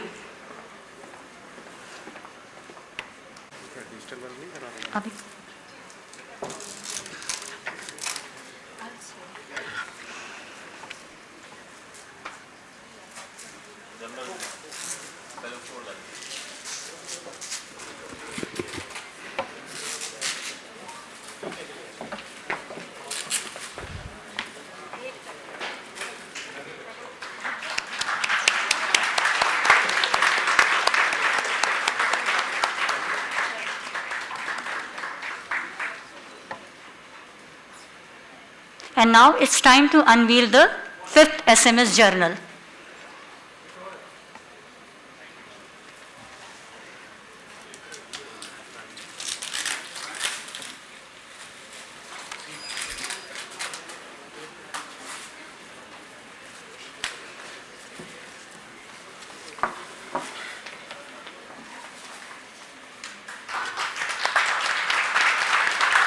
It's also my honor to request our Honorable Chief Guest D.P. Singh Sir to publish the journal digitally.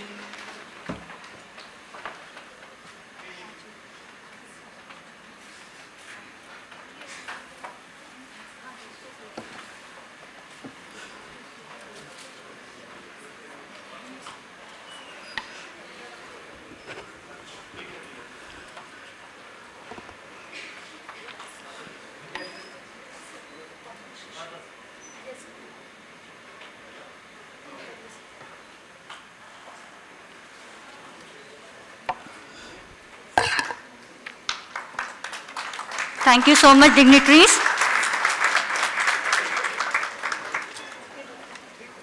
Gratitude is often regarded as one of the purest and most powerful emotions.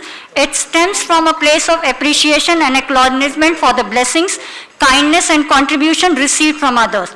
Practicing gratitude can lead to increased happiness. The time dedicated by our exuberant intellectuals in this international conference and enlightening us all with their immense knowledge is really valuable. Now it's time to express our gratitude towards our delegates. May I now request Director Sir Professor P.N. Jha to express gratitude by felicitating our chief guest Professor D.P. Singh Sir by presenting him with a shawl and memento as a mark of our respect.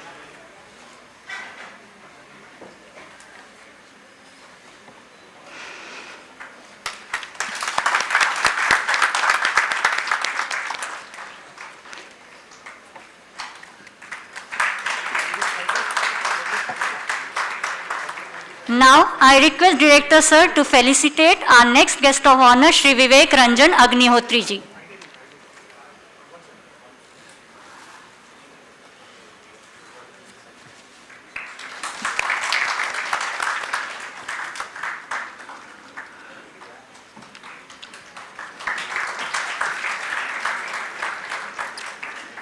Now, it's time to express our gratitude for Dr. Vinay Chand Banwati ji.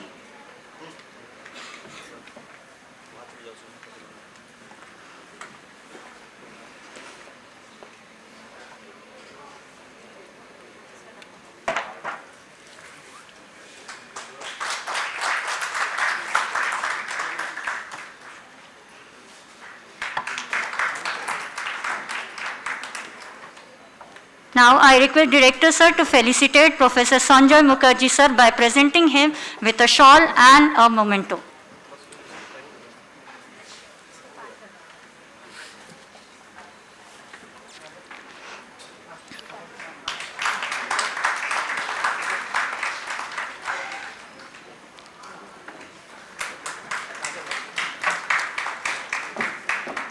Thank you so much, sir. Thanks is a very small word, yet it speaks volumes and volumes of hidden sentiments of gratitude. Thanks is a word that makes happy to both the giver and the receiver. The reward of a thing well done is having done it. Now, I request Professor Sandeep Singh sir to please propose vote of thanks. Present in the audience, it is my duty to present the vote of thanks today to the galaxy of stalwarts sitting on the dais here. Professor D.P. Singh sir is a pillar of inspiration for us. He came to us in 2010 when we did our first national conference on spirituality. Sir, it is because of your blessings that today we have progressed from that first national conference to our 11th international conference. It has happened only because of your blessings, sir. Thank you so much, sir, for accepting our invitation to be the chief guest. There is one very interesting anecdote that I would like to share about Dr. D.P. Singh, sir. When he was the Vice Chancellor of Banaras Hindu University, he requested every faculty member of Banaras Hindu University that at least once in a week, they should always cycle to their respective offices. And I am very happy to share this thing, sir, that this environmentally sensitive model that you had seeded many years ago is still being followed by many professors and lecturers of Banaras Hindu University, sir. Thank you so much, sir. Vivek Ranjan ji, thank you so much, sir, for accepting our invitation to be a keynote speaker at our international conference. You had come to us earlier also, and you were kind enough to share with us your movie, Buddha in a Traffic Jam, and you left a very lovely message for our students. Thank you very much, sir, for taking time off your busy schedule. And one thing I would like to quote from your latest film, where the dialogue is, India can. I will say that with your inspiring movies, not only India can, it will, and it only shall. Thank you very much, sir. Professor Sanjay Mukherjee, sir, has been a contributor and a promoter of our Center for Spiritualism and Human Enrichment for many years now. He is like an elder brother to us. He has given us the necessary guidance to take our Center for Spiritualism and Human Enrichment cell to new heights. He has always been very kind in praising our various previous international conferences, and he was kind enough to bestow us with his statement in one of the interviews that he gave over here was that SMS is the torchbearer when it comes to taking the initiative in the area of spirituality and human enrichment, and he was hopeful that one day the SMS model of spirituality and human enrichment will be echoed not only in India but throughout the whole world. Thank you so much, sir, for coming today and gracing us with your presence. Dr. Vinay Chandra Banwati ji, we met last year, we contacted you last year, you were kind enough to accept our invitation last year also, and you enthralled us with your beautiful deliberation on Indian knowledge systems and sustainability. This year also, sir, we are very thankful to you that you were able to take time and come and visit us again. Thank you very much, sir. I would also like to thank our platinum sponsors, Punjab National Bank, for associating with us in this conference. I would also like to thank our Executive Secretary, Dr. M.P. Singh, sir, and Professor P.N. Jha, sir, who is the conference director. It was their vision and guidance because of which we were able to envisage this international conference. Thank you so much, sir. And lastly, I would like to thank Bhavna Singh, ma'am, who is the architect of this inaugural session. Thank you very much, ma'am. Thank you very much. Thank you.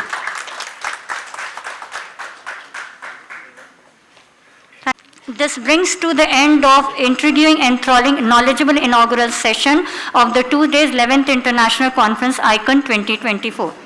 Every beginning has an end so that a new beginning can take place. The end of a story is the new beginning for many others. जब टूटने लगे हौसले तो यह याद रखना कि बिना मेहनत के हासिल तख्तो ताज नहीं होते। ढूंढ लेना अंधेरे में ही मंजिल अपनी, क्योंकि मोहताज नहीं होते। Since no academic celebration is complete without the national anthem, so I request everyone to please stand up to honor our beautiful land of India.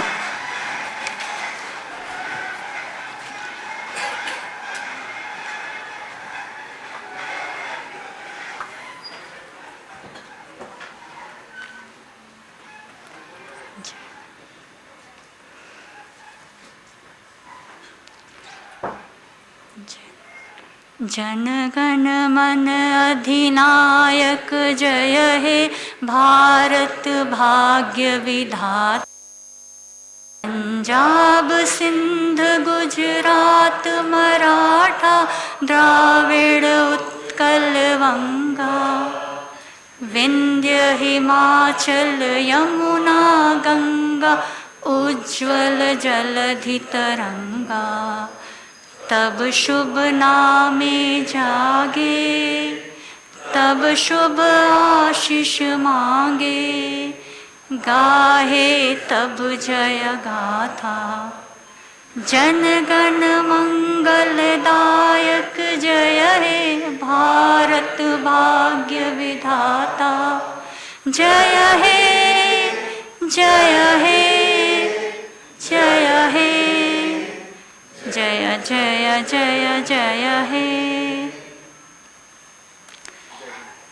Thank you so much everyone. I now sign out of the podium. Jai Hind. Take care everyone. God bless you all. Now you all may proceed for lunch, UG block basement.